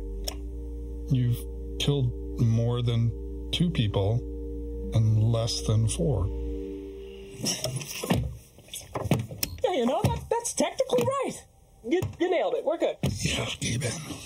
We can move on. Okay, both teams are dead. Do we just wait? This reminds me of the Steam Summer Sale. Onage. See, Dota Plus is worth the money. These things, they take time. Please email me at gaben@valvesoftware.com and let me know about your rampage. I'm not wearing underwear. Okay.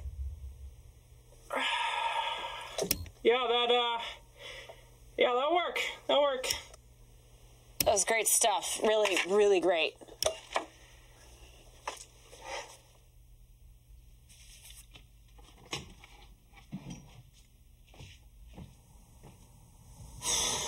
Really great. Shipping.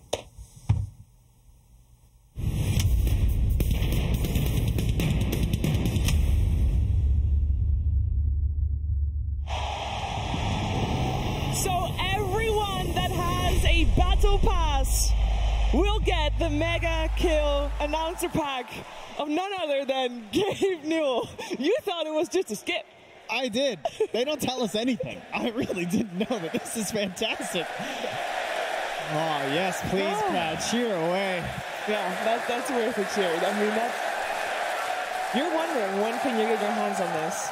And I have actually got the answer. Because there is a update tonight. So the Mega Kill Pack is available tonight already for all Battle Pass owners. Yep. And I know it's going to be a wait, and you're going to have to, cool yourself, calm, just sit in front of your computer for a while or in the arena for a while. But if you want to be entertained during, you can also, of course, watch late game until that update comes out. So make sure to tune in to late game, and you'll be able to enjoy Machine, Chobra, Blitz, Arteezy, and of course hosted by DJ Wheat and Pyrian Flax. And there is a suggestions of questions. If you want to ask any of those guests questions, there's some papers there that you can fill in questions and you hand it over and they will try to ask out questions. Wow. So that update should drop in about more than 2 and less than 4 hours-ish, depending on these games? Ish. Something like that? Yeah. Something like that, yeah. About. I can't wait. About. Thank you. I mean, that's gonna be very hype. But you know what's also gonna be very hype? Game 2. Game 2. Exactly. Didn't That's know what we're here. what it was. Virtus Pro and Mineski, they're still going to play. Before they are going to play, though, we have to hear more about Mineski, because what can they really do to force that third game out? They need something extra, and I'm sure that Machine and Winter can tell us all about that extra little bit that they need. We're going to try. That's the attempt. Yes, last year in this corner, we did have Jack on, Jack off, and now Winter is coming to tell us all about the Mineski boys. So fill us in. You have to make an eye contact now. I'm representing, or pandering, whatever you want to call it. Thank you. Thank you very much. No, Winter, talk to me. Mineski, I know very little about these boys. Sorry for ignoring you yesterday. You're forgiven. I'm going to give you my fullest attention. Yeah? Okay. So I'm going to explain or share something about Ice Ice Ice. I know there's a lot of Ice Ice Ice fans out there. Hell yeah. Like there's a few habits that I feel interesting for people to know. He's a big time foodie. He loves food. Yeah. And whenever he's nervous before tournaments, he would like to go out for good food with friends to relax. What? So like we're talking like game day. Yeah. Before. Oh damn. Okay. And one thing I noticed special about him as well, like from Dota 1, he would like to always spam when buyback wasn't a thing. He would always like to spam buyback in our training games. And he said, because I just wanted to have more game time to practice the hero. If I'm dead, I'm not practicing. So he would always buy back in a scrim just so that he could play the hero more. If I'm dead, I'm not practicing. Yes, that's what. Well, I mean that can go on his tombstone. That's fantastic. If I'm dead, I'm not practicing. That's awesome. Yep. Any other juicy gossip? No, but that was exciting. No, actually nothing. And the other thing I want to say is about Mushi. Like, I feel Mushi has this drive, and he is by far like the most hardworking teammate that I've ever played with. So I have huge respect for him. Yeah. Outside of Dota, he loves to play badminton. It's something that he likes to do during his free time. Okay. Yeah. So when you say he's the hardest worker, this will be the last question, but just when you say he's the hardest worker, I mean, how much harder could you be working? I'm sure everyone that's on this TI stage is working hard. What makes you say he's gives that extra bit? Because he does your work too. Oh, he's that guy. Yeah, he tries to motivate you as well, and he tries to help you look into your game or what can you do more from your role aside from his role. Like most players would just like mind their own business, like try to focus on themselves. But he's the kind of guy. I think in their interview you heard NB Michael. He talked about how Mushi is like more of a big picture person. He tries to help his teammates a lot. So I think that's something that I really respect from Mushi. Any rages on Mineski? Rages? Mushi is a rager. Of course, I was going to say the hardest workers usually shouting the loudest, and we'll head back over to Shiva. Shiva, you ever found yourself in a fit of rage over Dota? I am probably one of the few people that doesn't really rage anymore. Never. I don't believe you. It was a little bit at the start maybe, but now I'm all zen. Okay. I'm all zen. This is good. I hope the players are zen too, because they're going to need some composure. There is a lot of pressure on the teams that are coming out to play Game 2 of this elimination series, and they gotta find their composure and just, as far as from what I've heard, gotta play like it's any other game of Dota 2. Right, March? That's what you try to do. That's what you try to do. Can you do it? I'm looking forward to this game, seeing Mineski have a lot of experienced players like Mushi, Ice Ice Ice. I'm sure they can come back and take this game. I think what they need to do is they, get a little bit of badminton going and a bit of food backstage. Then total relaxation. Well, Machine did ask Winter what they need to do, and he's like, this is what I can tell you about these players. I was like, that is going to make zero difference in this game right now. But you never know. You don't know what happened backstage. He might have grabbed a snack backstage, though. Ice. Let's get ready. What do they need? Trent, what do they need? What does Mineski need to force out the third game? Pangolier? I don't know. Is that, do you have to go back to that? Maybe a style that isn't so one-dimensional. I guess in the end, it definitely performed better than I expected heading to the later parts of the game, but it still felt like if you're not coming out with a pretty heavy advantage after like 20 minutes, that's going to be a very difficult game. And VP had that advantage. They kind of played it out. And Mineski, despite having some fantastic performances, they still couldn't get it done. They could not. Of course, I mean, we like to see Mineski force out a third game, but I think if it's up to Virtus Pro, they'll just clean sweep 2-0 this. Definitely if it's up to their coach, who Casey was able to talk to earlier. That's right. I am here with Boris, with VP, obviously the MVP of the entire TI thus far. Boris, what can you tell us about the way your team played that last game?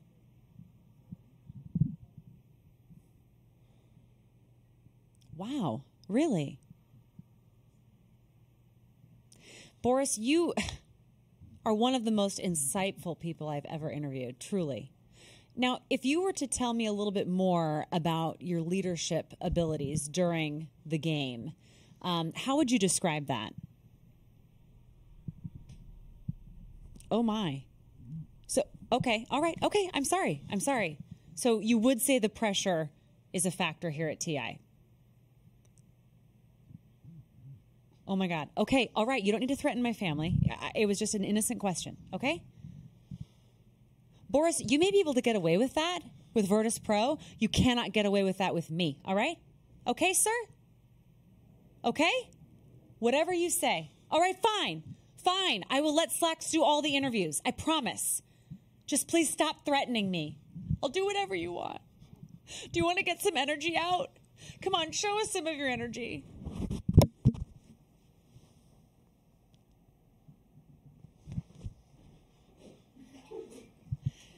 How about, no, keep it on. Keep it, get in here. Bear, Boris, I challenge you to a dance-off.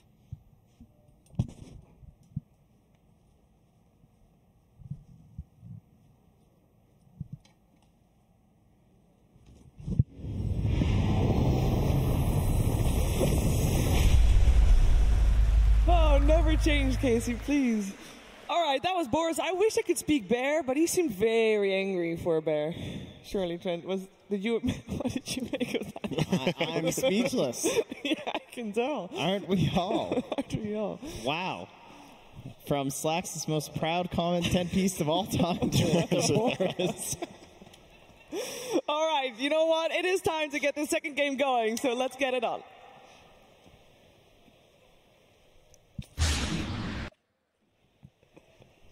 Virtus Pro versus Mineski. Game 2. Let's talk Dota 2. Virtus Pro looking for that 2-0. Keep it in the trend. Mineski looking to make that to that third game. It's top 8 that's on the line. Elimination for them. They lost first game. It wasn't super convincing, but they need something extra. They're able to fight, but they're not able to close much. Is it anything in the draft that they can change already, even though they start exactly the same? It doesn't look like they're changing. But no. For me, I don't think it was a draft problem last game for Mineski. It was at a point they had advantage where they could use their strengths, but I felt like they were playing scared. They were afraid of losing. They had what I felt like. They had to play fearlessly and then take fights and use the full advantage of the Race King's ulti. So I think those kind of mindsets needs to change for Mineski going into this game is what I value the most. But now we can talk up the draft first, I guess. I think across this main event, there's been less than a handful of drafts where I just look at one of the teams and I see very minimal physical damage. And I think in that last game, this is one of those games where, well, VP get their BKBs, and what do Mineski kill them with? They have a Dark Willow that does nothing. They have a Wraith King that went Radiance Aghanims. Then they had a Dragon Knight who doesn't do much physical damage until he's like 5 or 6 slotted. And they had a Necrophos. And I think that core combination of heroes that Mineski had in the last game is not the way to go. I think you need you need a better mixture of damage types so that VP can't feel so comfortable itemizing as they did. It also made for an incredible Invoker game in addition to that, because the heroes that they had, Wraith King and Necrophos, they actually don't want to buy BKB. And no one destroyed them that game, even after not having a good laning stage. So in my opinion, I definitely think there's improvements to be made on the draft. And we see them adjusting right now by doing the exact same thing. So that's great. Hey, they banned Weaver. They banned Weaver. But that's a good start, though. Yeah, the Invoker was a fantastic pick at the end. Yes, that EMP it was the 10th pick. So. Absolutely destroying. Made it a very good game for Virtus Pro. And although they will lose out on that Weaver, I do like, because I think it's a lot of the same idea as the Ursa. Basically, it's a lane-dominating hero, someone who's hard to just push out of that lane, depending on, it can be any lane, like Weaver or Ursa, both safe lane or off lane. You have to itemize or pick certain heroes up against it, itemize a certain way up against it. And although they're not going to have the Weaver, they can just kind of force out the same thing with the same flexibility for Ramses or Pasha or even no one, theoretically. My personal experience, Race King versus Ursa, because I think Silencer Ursa is going to lane against Dark Willow plus Race King in this lane. Most likely, from my assumption, is that Race King, even though being melee against Ursa, he's surprisingly good against Ursa. So I think I kind of give edge to that in Mineski. And Race King, last game Race King had a tough lane, but he still did good. But this game, even a more favorable matchup compared to last game, I think I can feel ISIS doing much better with this lineup. What do you think? Yeah, I'm thinking about just the concept of Ursa against Wraith King, right? The way Ursa takes fights. The laning is one thing, where Ursa relies a lot on the high armor, but you have so much Wraith King is one of the carries that has a decent amount of magical damage in the Wraithfire Blast. The skeletons, even though Ursa has high armor, they're still significant in that lane. And you played with Dark Willow, who has even more lockdown for the skeletons to hit. That's kind of the natural synergy between the two. But I'm thinking more in terms of the mid game, that Wraith King, in a way, should be pretty nice against Ursa. You use the Enrage on your first kill, but Reincarnation brings you back, and Ursa has nothing left in the tank. He's kind of a one-shot kill hero in a way that wants to gain that numbers advantage. And this time around, there's no Mana Burn. Unless they get the Quaswex Invoker again. There's no Weaver with the Mana Break talent or Diffusal, and they also banned out the Phantom Lancer. So I think the Wraith King should be having a better game in those two ways this game. Now, we do see a different pickup here for the Shaker. And that's going to leave the Ven. So I think VP are moving away from these very strong lanes. Like, I feel like teams from the upper bracket that have fallen down, typically they've just gone back to extremely strong dual side lanes. Like, the extremely strong supports to help out with that. And I don't feel that way when I have a Silencer and an Earthshaker. These are two, like, the weakest popular supports right now in terms of like, the laning phase to help secure something for a good carry. Like, Silencer can harass and it can go on the aggressive, I feel like, but I think it's going to be difficult if it is indeed going to be Silencer and Ursa to like, keep that pressure onto that Wraith game, because if you get rooted, or if the Shadow Realm happens and you have to kind of turn around, like, you always want to be going in one direction as Ursa, and the second you start backing, that's when the lane's in a problem. Of course, Mineski in this game, they are the first pick team, so they'll have the last pick of this phase. Last game, it was the other way around. Yes, it was. VP had the last pick of the last game. So, or, no, it's the same again. Or, am I seeing things? VP had the 10th pick last game. So they got, they got Radiant second pick both games. That's pretty unusual, I want to say. Like, most teams have prioritized Radiant when they had pick priority. So I'm guessing in the last game, Mineski chose first pick, and VP took Radiant. And this time around, VP were like, well, we kind of like Radiant, so we'll do it again. I'm not 100% sure in the order on that. I didn't check it, but that's a pretty common trend that's been happening, though, throughout the tournament. That you get the same twice in a row? Just the way that you said it. Yeah, we've had a lot of matches that have ended up being identical. Oh, I felt like the team with pick priority has generally been Radiant. Maybe I'm imagining things. I think it just depends on which games you cast. I guess so. So in here, we'll find out if Ursa is the off lane or the carry, because you want to last pick the mid here, right? Oh, seen this guy before. Yep. He can actually buy Diffusal. Yep. And maybe we won't find out. Dual Wraith King. Because he can also play mid fairly well these days. I feel a little bit the same way as I do with the Alchemist about that for no one. Not in the exact same way, but the reason I really liked VP's draft the last game was that they put no one on an active hero that uses farm. They put him on the Quaswex Invoker. He did so much work that game because he could. And I don't really want to see no one playing on a Clinks. Not because the hero can't play aggressively or make moves, but it's just, I don't know, it just doesn't feel the same way with no one playing that hero, because it needs to retreat to the jungle and eat a creep. It isn't always TP ready because it depends on the Death Pact. It needs to farm up a decent amount more than other heroes before it really wants to fight. So I would way rather see him on something faster like the Quaswex Invoker saw last game. We could maybe see him on Alina that just gets a Yules and then it's go time. I think it's pretty safe to assume that it'll be Earthshaker and Clinks as well. Like this idea of the Fisher, then into the Strafe. Yeah. Several teams have used that. It's very strong in lane together. No one has also played Ursa during the group stage. So he's also played Earthshaker, I believe. He has. That is true. So we're all over the place here. And he's won with both. That's actually a really good point. Melee cores kind of suck against this VP draft. Yes. There's pretty much, there's so many traps, and the Wraith King is one hero that we talked about that has some advantages this game. There's some things that might be a bit harder for him, but if you're Mineski now, I think you don't pick any more melee heroes. And look who they banned really before, the Necrophos and the Mirana, who are two of the best range heroes that are left, too. Absolutely. So well thought out here from VP. What do you think about the Pugna for the Mineski side? I think Pugna is a good hero against Clinks and Ursa in general because of not because of they use a lot of mana, because they're heavily relied on the physical damage and attack, and then Necrophy can remove a lot of that. Necrophy can definitely be really good here. I both like and dislike this pick at the same time because it shows that Mineski wants to try to take some initiative and jump in, but there are a couple of traps here. We've seen Roger play Earthshaker a couple of times in the group stage. He is on point with this hero. And Blink Echo Slam is no joke for Storm. Even if you're the one jumping in, if you don't see the Shaker, it's actually really difficult to go. He also has to deal with Global Silence. And usually what Storm does against Silencers, he gets a Yules, so he can get out of that Global. But guess what? When you drop down from that Yule, you get fissured, and then you die. So I'm not 100% on board with this. And in addition to that, he doesn't know his lane matchup. He doesn't. So that's the curse of being in this first pick position toward the end, is that if the enemy hasn't picked their mid, you got to show something. But How would he do against an Earthshaker? As Storm in mid, 1-on-1. That's I think both heroes just farm.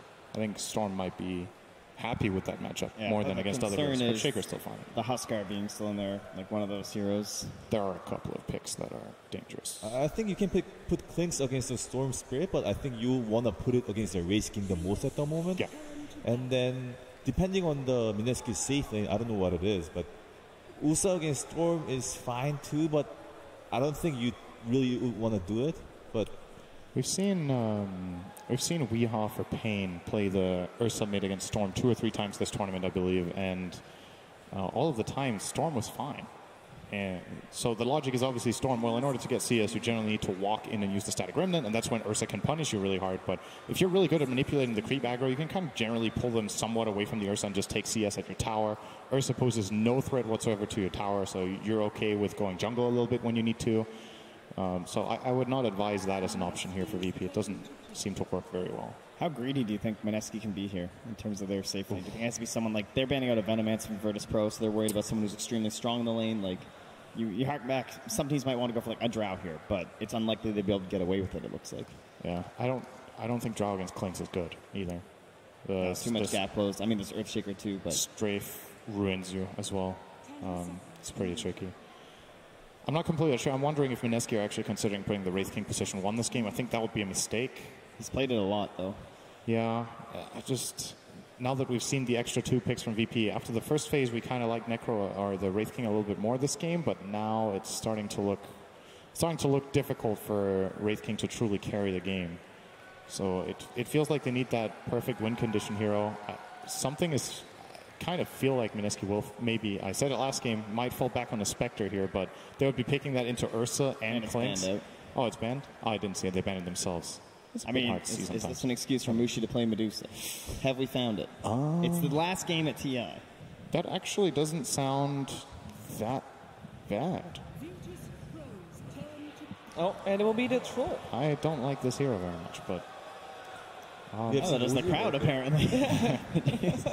We have seen OG work with it, right? OG made it work earlier today in their game. That was an early pick, though, I think, where, like, part of the viability of it was that it was early and flexible, and you had a couple different options, and not necessarily this 9th pick. And there were a couple of things that happened in that game that Troll wasn't even in control of that really made a big difference, like the Choreo Snipe and stuff that we saw in that game, so can't really rely on that necessarily. But Troll is pretty strong in the laning phase, like because you are afraid of going against Ulsa, right? And then Troll's one of the heroes that can do really well against it. That the crowd will not boo at. That I can guarantee. Yeah. So VP did play this hero against LGD Storm as well. There was a very key moment from maybe in that game or Somnus that avoided the black hole.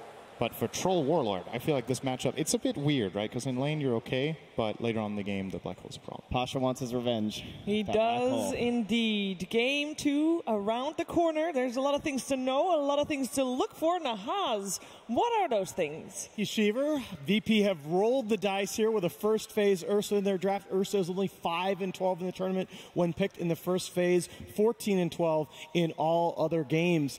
The Vengeful Spirit was the hero of last game, and in my opinion, solo set a tournament record 34 assists on that hero, had 21.2k hero damage, which was actually ahead of the Dragon Knight and within 3k of the other Mineski cores. Ninja Boogie, though, is playing the Venge in this game. He is 48-24 all-time on the hero, 6th highest win total, and the #1 assist average at over 14 assists a game. He's going to be instrumental in these fights, so stopping the black holes from that 5th pick Enigma on the side of Virtus Pro. It is the last hope for SEA here at TI8. Mineski are the backs against the wall down to their final game. Can they stay alive in the tournament? One more time out to Capitalist and Blitz. I have to say, Alan just infuses me with enthusiasm, and I already thought I was brim full because we're getting Mineski versus VP game 2. I thought, after the start of game 1, once VP really started winning, I was like, oh no, this game's going to be like just over. And then Mineski, they showed that they can turn things around, and hopefully they're going to be able to do so in this series so we can see game 3. I don't care if you go home, give me some hype games. That's exactly what we're probably going to be having, because we've got an Earthshaker and an Enigma on one side. We've got Virtus Pro who are going to try and give us some big playmaking team fights. But on the other side, we've got a favorite of the year, Storm Spirit. Though a panel, apparently Hatred, they were not a big fan of the Troll last pick. What did you think about that? I think Troll last pick is a little bit interesting just because you're playing against an Ursa who can just enrage off the mischance. He can get in your face. The Clinks is also very good at that. The Silencer, I think, is going to be very good against the Storm. It's really hard for melee heroes in general to play against Enigma. Ooh, I don't know. But I can't root against Storm for obvious reasons. Yes, as a physical embodiment of the hero, you even went through the same physical transformation he did as well.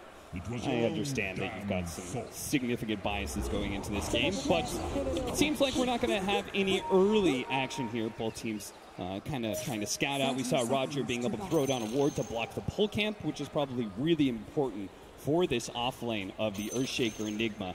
They want to be able to pull the lane back as much as possible, so being able to keep that camp blocked is going to be really important. Yeah, I think what's important for Mineski in this game is to stay calm, because you are one game away from elimination. But you can also think we're still 2 games away from just getting out of this.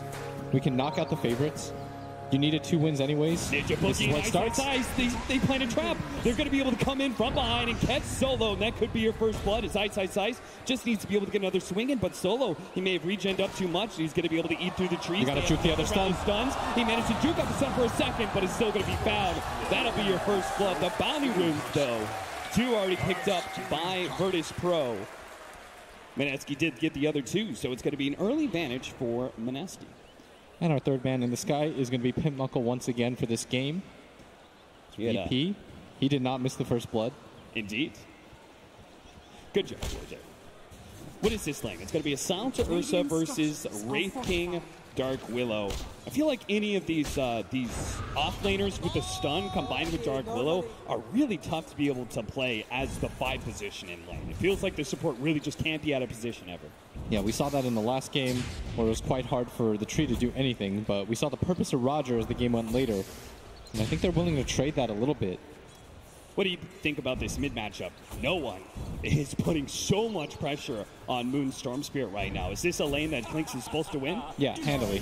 It's a really tough one. Storm does have high armor, but what's really annoying about him is that you sort of have to think of him as a melee hero just because that thought he's gone. Too close. He was searching for the ward, and no one jumps on him. He was so fast at that, reacting. He saw that he was going to go up. There's no ward up there. And look at that. Roger, he spotted out the courier. There's no way. Is he really going to try and run it down? He's going to go for the... He thought about it. He was like, I'll Fisher block it and run it down. I don't think that was really going to work for you, Roger, so it's a good thing he didn't try. This mid lane, though, like I was saying, Storm, you do have high armor, but the low move speed means that you have to commit to things a lot harder than you should. The fact is that Remnant pretty much makes you a melee hero. If he gets Fisher blocked here, it could be a second death for Moon in a lane that's going to be hard. Here comes that Fisher block with the strafe activated. Moon tries to run away, but no one's attack range is just too large. Ice turning around, immediately gets a crit. Now it's going to be able to pop out the skeleton. Only one of them, though, so they're going to need the extra damage coming out from the Dark Willow. Just needs to be able to keep the vision. The skeleton actually loses it, and they lose that Dark Shadow Realm damage. And now with a silence on the jab, turns around, does manage to get the brambles onto the Ursa. Ramses is dangerously low. They're almost able to finish him up, but a healing cell managed to keep him alive over the top lane. Roger gets super low. They do manage to get the whirling axes on him from range, and Ninja Boogie will be able to pick up the kill. A lot of action early as both teams getting into it, and this mid lane still very successful for VP. This is going to be the saving grace for them, even though their side lanes are hurting. Ramses lost that healing sound, but he still has plenty of tangos. But for the time being, while he slowly regens up, it'll be the Wraith King controlling the lane and getting the better of the CS war, which leads us with top lane we haven't really talked about too much. It is an Enigma pulling back the lane against a Troll and Vengeful Spirit. So between the Earthshaker blocks as well as the denies out for the Eidolons, Pasha is sitting in a pretty good position laning-wise.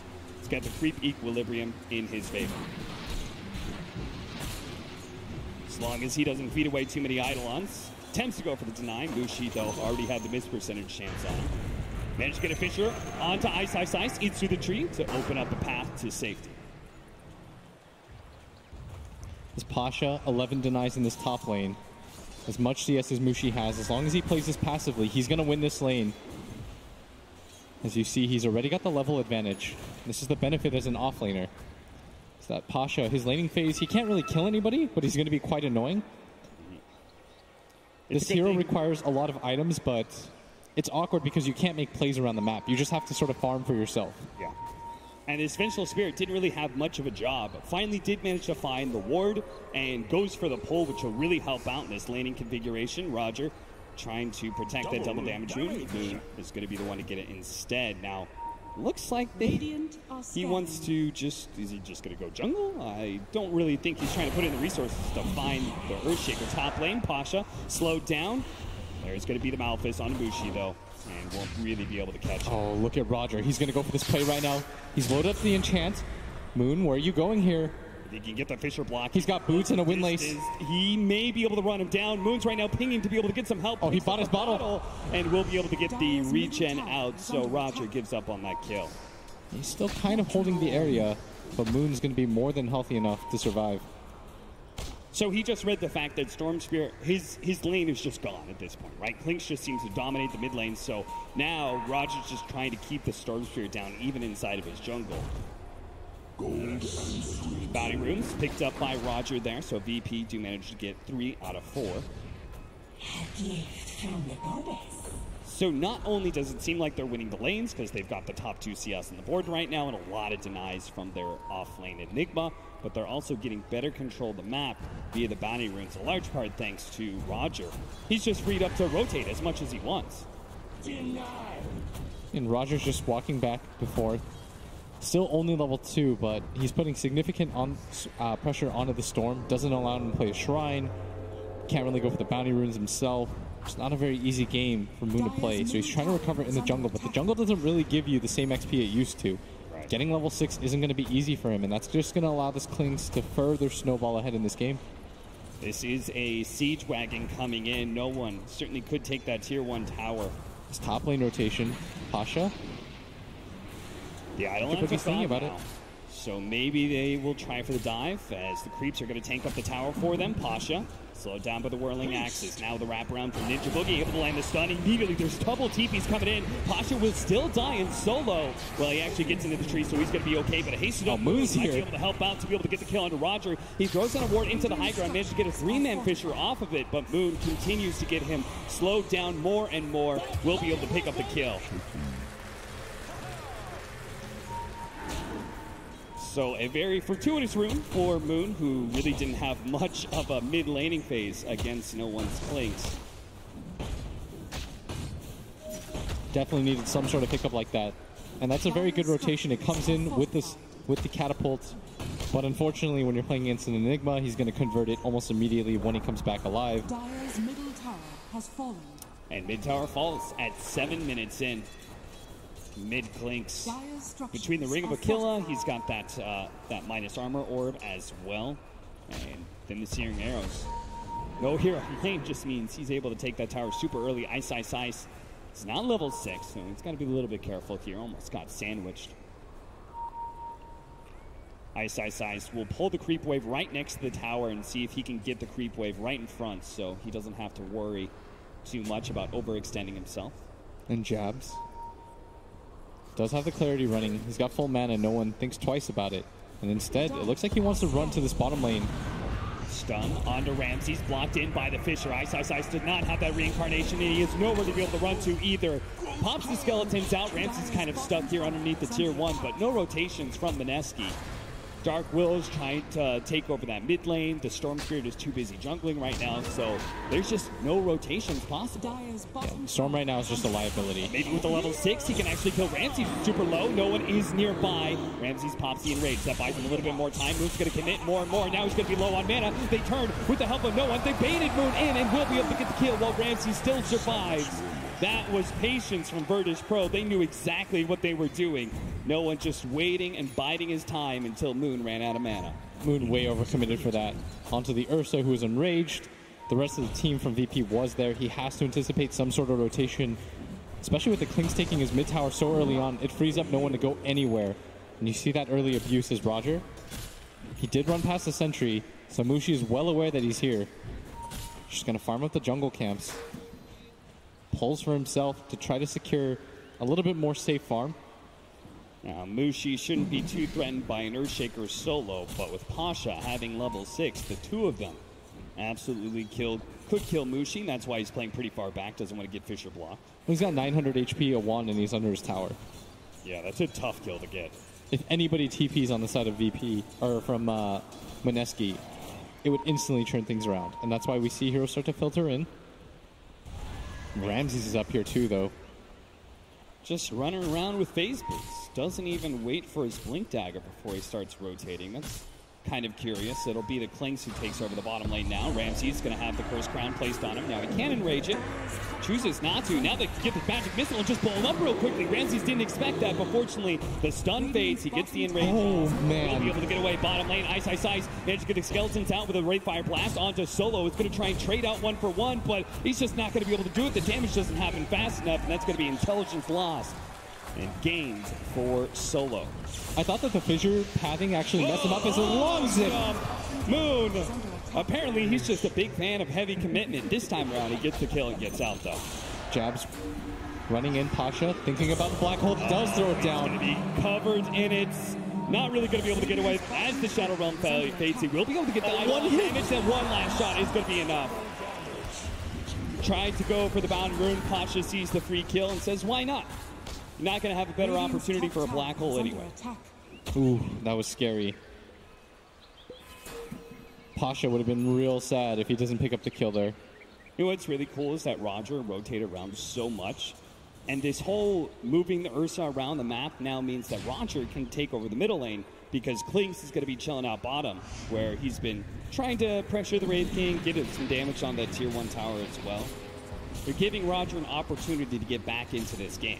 Yeah, I do like that. If your Earthshaker's level 2 just running around trying to get fissure blocks off your mid laner, you have to repay him somehow. And this is exactly how they're going to do it. Mineski could also use a little bit of help with their supports. Jabs is super close to that all-important level 6. This is my favorite part about taking this mid tower. Like, you just allow anybody to come here and farm. And on the flip side, Mineski, no one really feels comfortable being there. Ice doesn't have the reincarnation, so he's brought down very quickly by no one. And this is the second game in a row where they pick this combination. Dark Willow, Wraith King. They think there's something to it, but so far, not really panning out for Ice. Feels a lot like the Weaver or Shaker as well, where you just have so much single target power coming from these heroes that you only need a little bit of stun, and Fisher gives you exactly that. You see him take that bottom tower now, get away completely unpunished. And if anything, it's got to be Mineski who's careful, because VP were backing up no one big time. 3 heroes rotated down to this bottom lane. They're going to smoke up, now move through the map. I'm guessing their next objective is going to be that top safe lane tower. Yeah, there's this worrying trend emerging where Mineski, I feel like they just always get into this deep hole and they've got to make some sort of sick comeback. Yeah. The game against Fnatic, the game that we saw yesterday against TNC, game 1 of this series, you're playing with fire there, where you have to just assume that you're going to be able to win the team fights. And we've heard so many pros and analysts talk about how the laning phase is all important. Yes. Mineski will be able to get a pick off here. The Terrorize goes out, and the Eidolons fade out, which means Jabs can get some damage out with the Bedlam, but the Earthshaker Fisher actually allows them to be able to separate a little bit. They do get the swap back from Ninja Boogie because they have no real damage. The Troll gives up on that kill, and it's going to be Ninja Boogie brought low by the Malefice. They just didn't bring enough heroes there. Yeah, another -2 is Solo. Already up to 10 stolen int. Doesn't really matter quite yet, but might pay dividends later on, especially against the lineup of Mineski. Like, this Vengeful Spirit won't really get stat items. She's going for Tranquils first. His bottom lanes, no one. Trying to get rid of the Wraith King ults. Barely misses out on that. That would have been a very large win if he could have forced that super long cooldown of the reincarnation for free. I saw earlier Solo did have the smoke. He has actually got 2 of them. They just picked up the Blink Dagger on the Ursa as well, so it feels like this is a great time for them to go hunting, basically. Any pickoff could allow them to take another objective. They want to go Rosh. Roshan is available, and yeah. This is, again, they're on Radiant side. They've got Klinks, they've got Ursa. VP are always going to have this advantage to be able to go for these free Roshans. Mineski, what are you going to do about it? As it begins with the Helm of Dom creep, tanking everything. Ninja Boogie, going to send in the aura. They have better scouting this time, and they've got the information, but they actually now need the heroes to be able to contest, and thanks to Pasha with the Helmet Dominating tanking up, this Ursa is just able to freely wail on Roshan. Bringing the Klinks in, Mineski are not even going to try. 13 minutes into the game, the first Roshan. It hurt Mineski so badly that VP were able to claim every single one last game. They've got to do a better job of keeping this area scouted out. Do you think they just felt like they couldn't fight? And yes. Do you think that's the correct read of the game? I just feel like their heroes were too far away. Okay. And the first wave of terror, I thought he was using it to not ping the Roshan hit. He just wanted to see if heroes were in the pit. Because if you hit the Roshan and it's low, you're just going to make it easier for the enemy team. The smoke is going to pop. They're going to the high ground. They do spot out some heroes immediately. Global. And now Moon's going to be in trouble. Ramsey sits on top of the Echo Slam to hold him down. They do manage to get the Fisher on the side on Ice. A smoke gank goes awry there as Mineski run into the heroes, and now no one. Right behind Mushi, he needs a little bit more help. He needs some sort of disable. He doesn't have the most HP, and Mushi, especially with that whirling axe bottom lane, they're actually going to be able to catch Ramses here, and rages off the stun, doesn't get hit by the brambles. Really well played by Ramses, preventing his own death there. And look at no one. He's hunting Mushi. He's got a Deso. Ninja Boogie, 15-minute bounty runes. Ninja Boogie willing to fight for this one. He is going to pick it up, but it looks like it's going to cost him his life. His last word takes another 2 intelligence for Solo. Now that's a 5,000 gold lead. Mineski digging themselves into the same hole they did last game. But this time around, I feel like VP's team fight is going to prove to be a little bit too much. So they need to play faster with their lineup. They've got a Wraith King, a Storm. But the Storm has been hampered so hard since the laning phase that he's just trying to play catch-up. And this Wraith King is in a similar position. Last game, I think Ice had the Blink Dagger around this time. This time around, though, with so many deaths on his side, his top lane Mushi, the most farmed hero on his team, gonna go down for free. The Earthshine slow is all that's needed for no one to be able to claim that kill. Jabs and Moon. You managed to find Roger. That's a pretty important kill. He's got one. Delay it a little bit, but it looks like Moon is going to be able to get that kill. Pasha jumped in. Wasn't able to get the big black hole on a 2, so instead he'll take the Malithus kill on Jabs instead. Support for support. Virtus Pro, I'm sure, going to be pretty happy with that. Yeah. And my least favorite part about playing Storm against Enigma is that you commit so hard with the roll that it makes it very easy for the Enigma with the Blink Dagger to just wait, find the perfect angle. When your team overcommits into the Storm Spirit initiation, you have a perfect hole target. And they already have to commit so much just to be able to kill some of the heroes, right? Like, Klinks is pretty tanky at this point. Ursa has his Enrage. The Earthshaker is pretty tanky. Yeah. And it's not even like the Vengeful Spirit is a guaranteed cancel or a save because of the Global Silence. As soon as Pasha goes in, you just pop the Global, makes it very easy for yourself to play. It means that the Storm can't go for a Yule Scepter either. 12-6, a 6,000 gold lead already for Virtus Pro.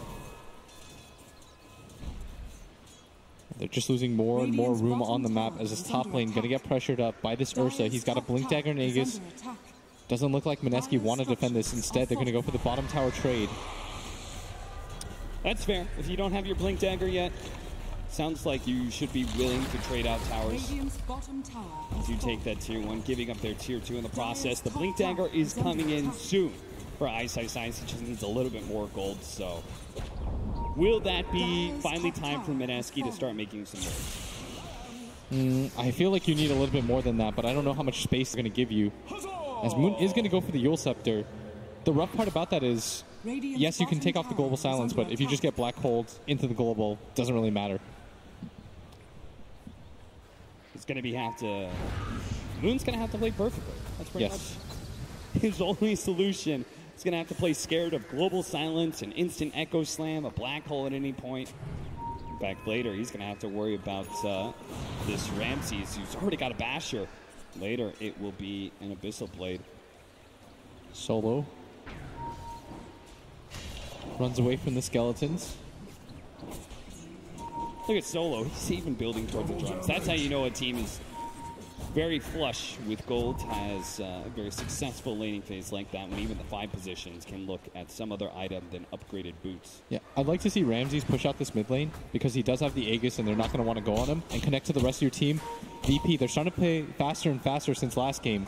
They're picking up the 5-man momentum, making great use of this Aegis timing. It's about to fade out, but they've gained most of the tier 2 towers, and this is looking a little bit cleaner than last game. Pasha jumps in. Ninja Boogie is going to be the target. They set the trap. Easy kill for them. Virtus Pro pushing that tempo, and Mineski are just not really responding. They lose the support there. Just go high ground? They're just going to keep going. They're going to force Mineski to do something here. As the tier 3 is going to start taking some damage. Mineski, you've got to come back. Managed to get the Shadow Realm off just in time before Ramses could jump and pounce on that Dark Willow. That is a tier 3 tower for free. At 20 minutes in. Ice puts himself on the front line to make sure there's no further push, but the damage is already done. They can take shrines. Wonder if Virtus Pro is going to wait to take those shrines a little bit. It seems like they're going to back up to their side of the map for now. Those shrines at some point are just free. You don't have to risk it at this point because you know that you force everybody from Mineski back to their side of the map anyways. So you just wait, reset the map. Ramses is going to get a lot of free farm top. But the anticipation is there from Mineski. They're going to smoke up. This is a really smart smoke. They anticipated that Ramses is going to be a little bit cocky because he thinks that everybody from Mineski is holed up inside his base. Here we go. Managed to get the scan off. Instant stun. Make sure that you chain it properly for no win range. Double TP is going to be canceled. Mineski get the clean pick off with no further action. Stupendous. And that kill, it was worth a decent little chunk of change there. It was over 1,000 gold and 1,000 experience. Ninja Boogie trying to just get wards down. Vision is the game that you have to play as no one. Hunting right now. If he runs into Ninja Boogie, that would be a free kill, but instead just going to deal with the mid wave. He's going to have BKB soon. Oh, boy. And their heroes are just going to get harder and harder to kill. I really didn't like that Mineski just gave away their tier 3 tower for free. I do like they go for these smoke plays where they're reading the map. Going for that Ursa kill was huge. It does slow down the game a little bit for them. And they're still trying to make game-winning moves, but... I mean, that bottom play... I feel like that's going to haunt them. This is always the danger of playing against Virtus Pro, right? Is they're so adept at being able to win the laning phase super hard and then transition that into some fast objectives. And you just feel like because you're already behind, you can't take those fights. But then because they've taken so much gold from the objectives in the first place, it gets even harder to take those team fights. I felt like last game they played a lot slower than they normally do. A little bit more tentative, I'd say. A lot more of a feeling out process than we're used to seeing in Virtus Pro because they usually just get going early once they grab some towers, but no one. Shadow round. They do have the Fissure to be able to stop him in case he tries to TP away. The Curse Crown hit goes down. The Fissure and just ticking out from the Arcane Curse. That'll give Solo the kill instead. Another 2 int.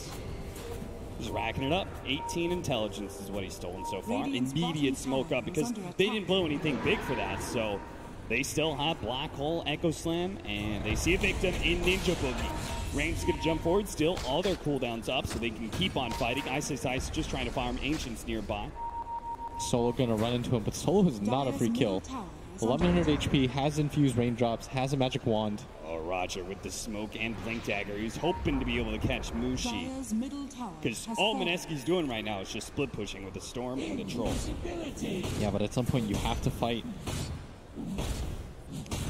Blade Mail and Ice is coming in soon. That'll help the BKB Yasha on Troll. And Storm did complete that Yule Scepter, but now we have the BKB on Clinks.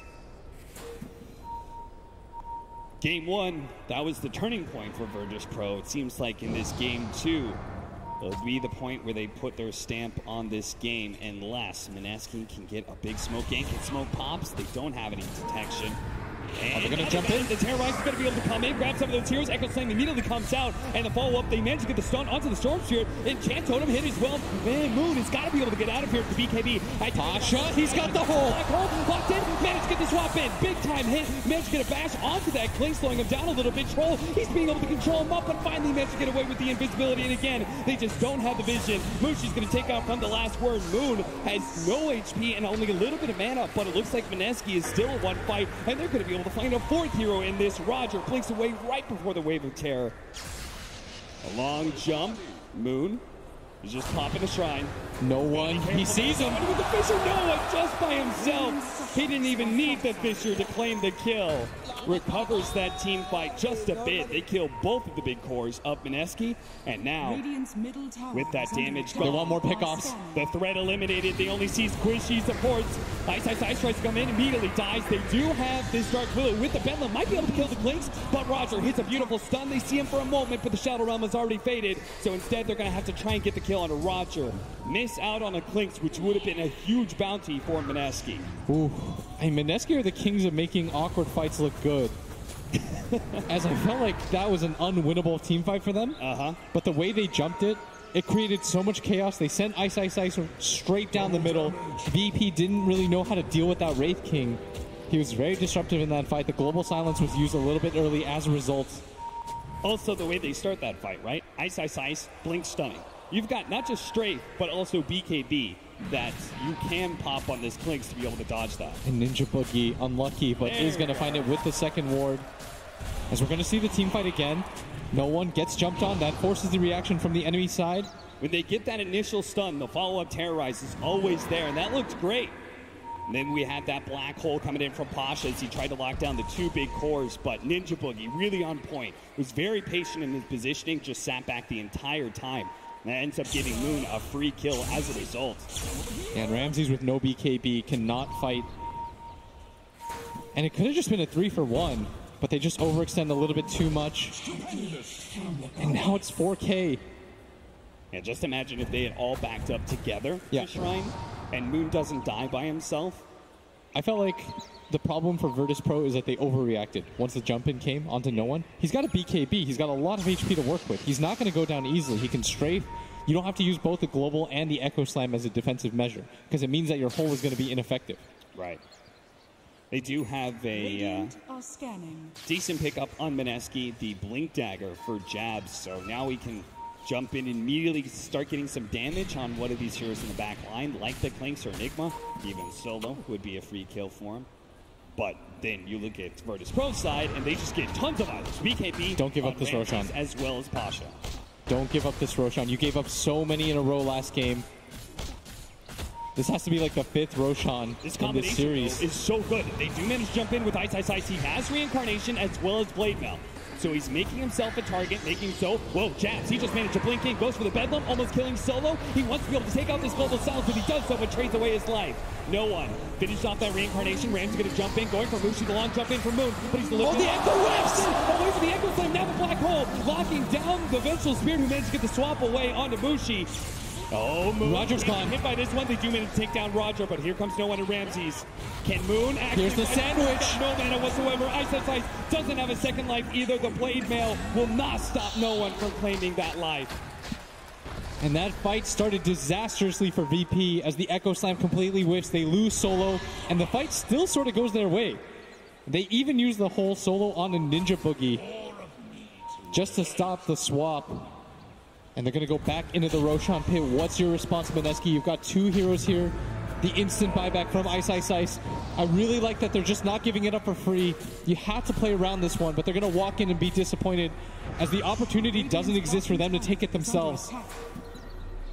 Maybe they'll just be able to buy time for Storm Spirit to come back naturally without having to use his buyback. Still, I really like the fact that Mineski this time around, they're not just giving it up for free, they're playing around the area.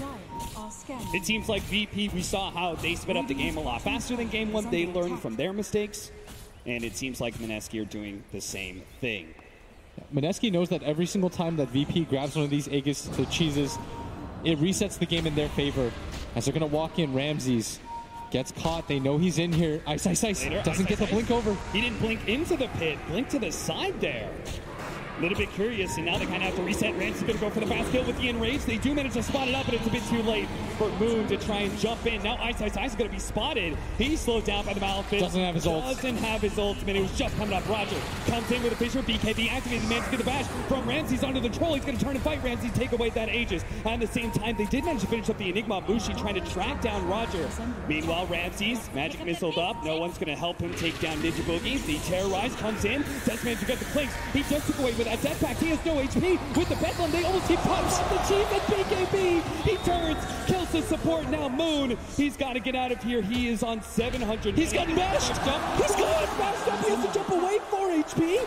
Is that what he's going to live on? Ramsey's so close. The silence. He can't jump away. Ramsey's wipes the rest of Mineski. The Roshan fight is theirs, and so is the team fight. Oh, what a disaster for Mineski. It looks so good the way they started that fight. But Ice getting caught out, doesn't have the reincarnation. Some of the combos look so sick, but the cheese pop at the last second from no one baited them in so hard they had no idea that he had it. And now you've been exposed. You already lost your tier 3 super early. No one with the Death later in the searing arrows. He will make short work of your buildings. And this is why it's so rough giving away the Aegis and the cheese. This is what swings the fights barely in their favor. If they don't have the Aegis, they don't have the cheese, they're going to lose that Clinks in that engagement. I have to wonder, like, that blink in from Ice, that was a little wonky. And then him getting caught out without reincarnation just hurt them so badly. But it all would have been fine because Moon catching Pasha was such a big win. If they control the Clinks long enough to be able to bring him down, the fight still could have gone their way. But as you said, this is why the Aegis and cheese are so important. It saved Ramsey's life, and it saved no one. You saw how low he got the bait. They all in committed for him. He pops the cheese, turns it around with that BKB. And poor Moon getting bashed up. Radiant are scanning. Ends up costing his life as well, despite the fact that he was on 700 mana. Plenty of room to work with. 10K. That's the gold read right now for Virtus Pro. Storm just going to jungle up. Has the BKB now. 10 seconds. A lot of defensive items. Doesn't feel the need to get any sort of damage because he knows that he just has to fight through the silence. Pasha just dealing with the top wave. He's got a BKB at 8 seconds now. It is a 80-20 game now, according to Dota Plus. And I still see ways for Mineski to win the fights. What does that look like? Walk me through that scenario. You just wait for Virtus Pro, their BKBs to get a little bit lower. The Storm just has enough mobility. He has a BKB now. If he gets a Shiva's, it's going to be hard to just straight up burst him if he gets his BKB or his Yules off. Ice runs in. Out a BKB? Yes, for sure you do. That has to be with jabs and how he uses his Curse Crown. Right. And you see that Mushi still eats heroes. He's not underfarmed in the least. He's got the most last hits in this game. His net worth is suffering as a result of the towers, but not bad whatsoever. As no one. He's pretty far from the rest of his team. And the Dire are going to scan. Ice. His smoke breaks as he pushes into the creeps. And there's the fissure. I feel like Mineski should take this fight. Sentry laid out. They spotted that. They see that. They know that Mineski's smoke just outside of vision. And Moon stepping forward. Mushi. This is an interesting position for him to be in, right next to the trees. Oh, Ramses. His smoke instantly breaks.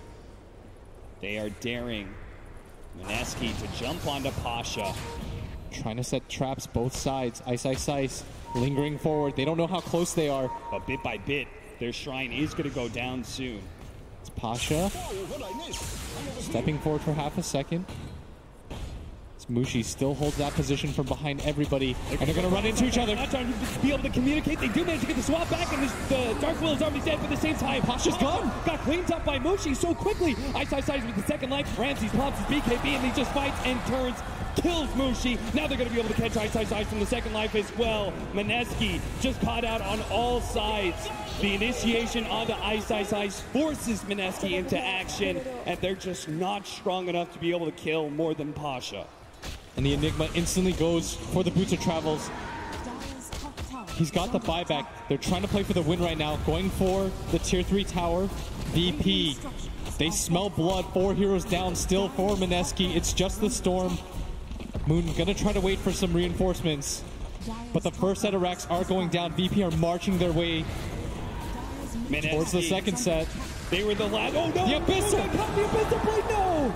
He does have a buyback. They're going to be forced into it now. They're going to try and get the long jump in onto Roger, pop in before he can do anything, and he managed to get the damage onto Ramsey. Prevent him from being able to blink away. They need this kill badly, but he can't get back. He managed to get the Gold Scepter off and gets away. That was so close. If Moon had died back there, then Virtus Pro could have gone straight for the throat, but they will have a little bit more time. This is the Sea Hope. They took out their brothers in arms in TNC to be here in this elimination match. They cannot go down without a fight. But 14K VP, they widen the gap as Mineski down that first set of racks, or the melee racks at least. They've lost 2 melee racks. No tier 3 towers left alive. They can't allow VP to win another fight. VP take towers so quickly with that Klings. And everybody's got to play careful now of that disable from the Klings, that Scythe of Ice that took out jabs. You could see him trying to put, always take out that Dark Willow first, right? That AoE control from Terrorize. It's just too much of a problem. There's no one gonna run into the illusions, instantly backs out. Doesn't want to die with his Ursa dead. This is the only real way that Mineski can get back into this game, is to get a pick off with the Ursa dead. 20 seconds. They have a small timing window. They're trying to make use of it right now. I love how aggressive they're being. They're not afraid, despite the buybacks. 10 seconds without the Ursa. They're really trying to force a fight on that. They're going to jump for Pasha. BKB activated. Turns, gets away with the Glimmer Cape. Moon forced to use a BKB of his own there, and he's pretty low on mana. No one hopes to be able to catch him. He's going to find the angle. He's got no buyback. The Spear for the Global South. There's going to be no swap to be able to save him. That's a dieback. Beyond godlike for no one. All it takes is one little mistake from Mineski, and now they have to play 4 versus 5. A full minute and a half. It's going to be one hell of a defense for Mineski just to hold on to this game. And they're holding this high ground area. Maybe they're thinking about taking this fight. They know they can't just allow VP into their base. Maybe no one is going to come. A desperation hold. A perfect opportunity. They already got the side up as well as the BKB. Virtus Pro, they're just too damn fast. Roger locks down another one with the Echo Slam. Catches 2. That's going to be the Dark Willow. Ice. The last man standing for... Oh, look at it. Just give him the preemptive black hole. Give Mineski no way out of this game. 2 of them. Virtus Pro will move on. We saw Liquid do it last year. They got sent into the losers early on by IG, but they made their way back to become tournament champions. And VP, their first test, they passed with flying colors. As Mineski are eliminated, no one ending that game 14-0-8. This man is not ready to go home. The bracket's just not working to the favor of Southeast Asia, as Mineski had to take out TNC to get here. Now will also be eliminated.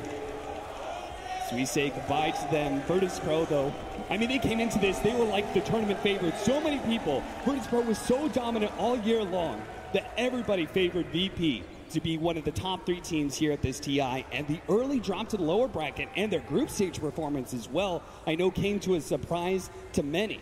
Do you think this performance, are we seeing some of the old VP coming back? I think just getting this win on the main stage brings them a little bit more confidence. It resets things for them. They're going to look at the bracket. They're going to see an Optic team that they've beaten before. They're going to be a little bit more comfortable. And this might just be the spark that they needed. VP needs to be able to reclaim some of that old flavor that they had.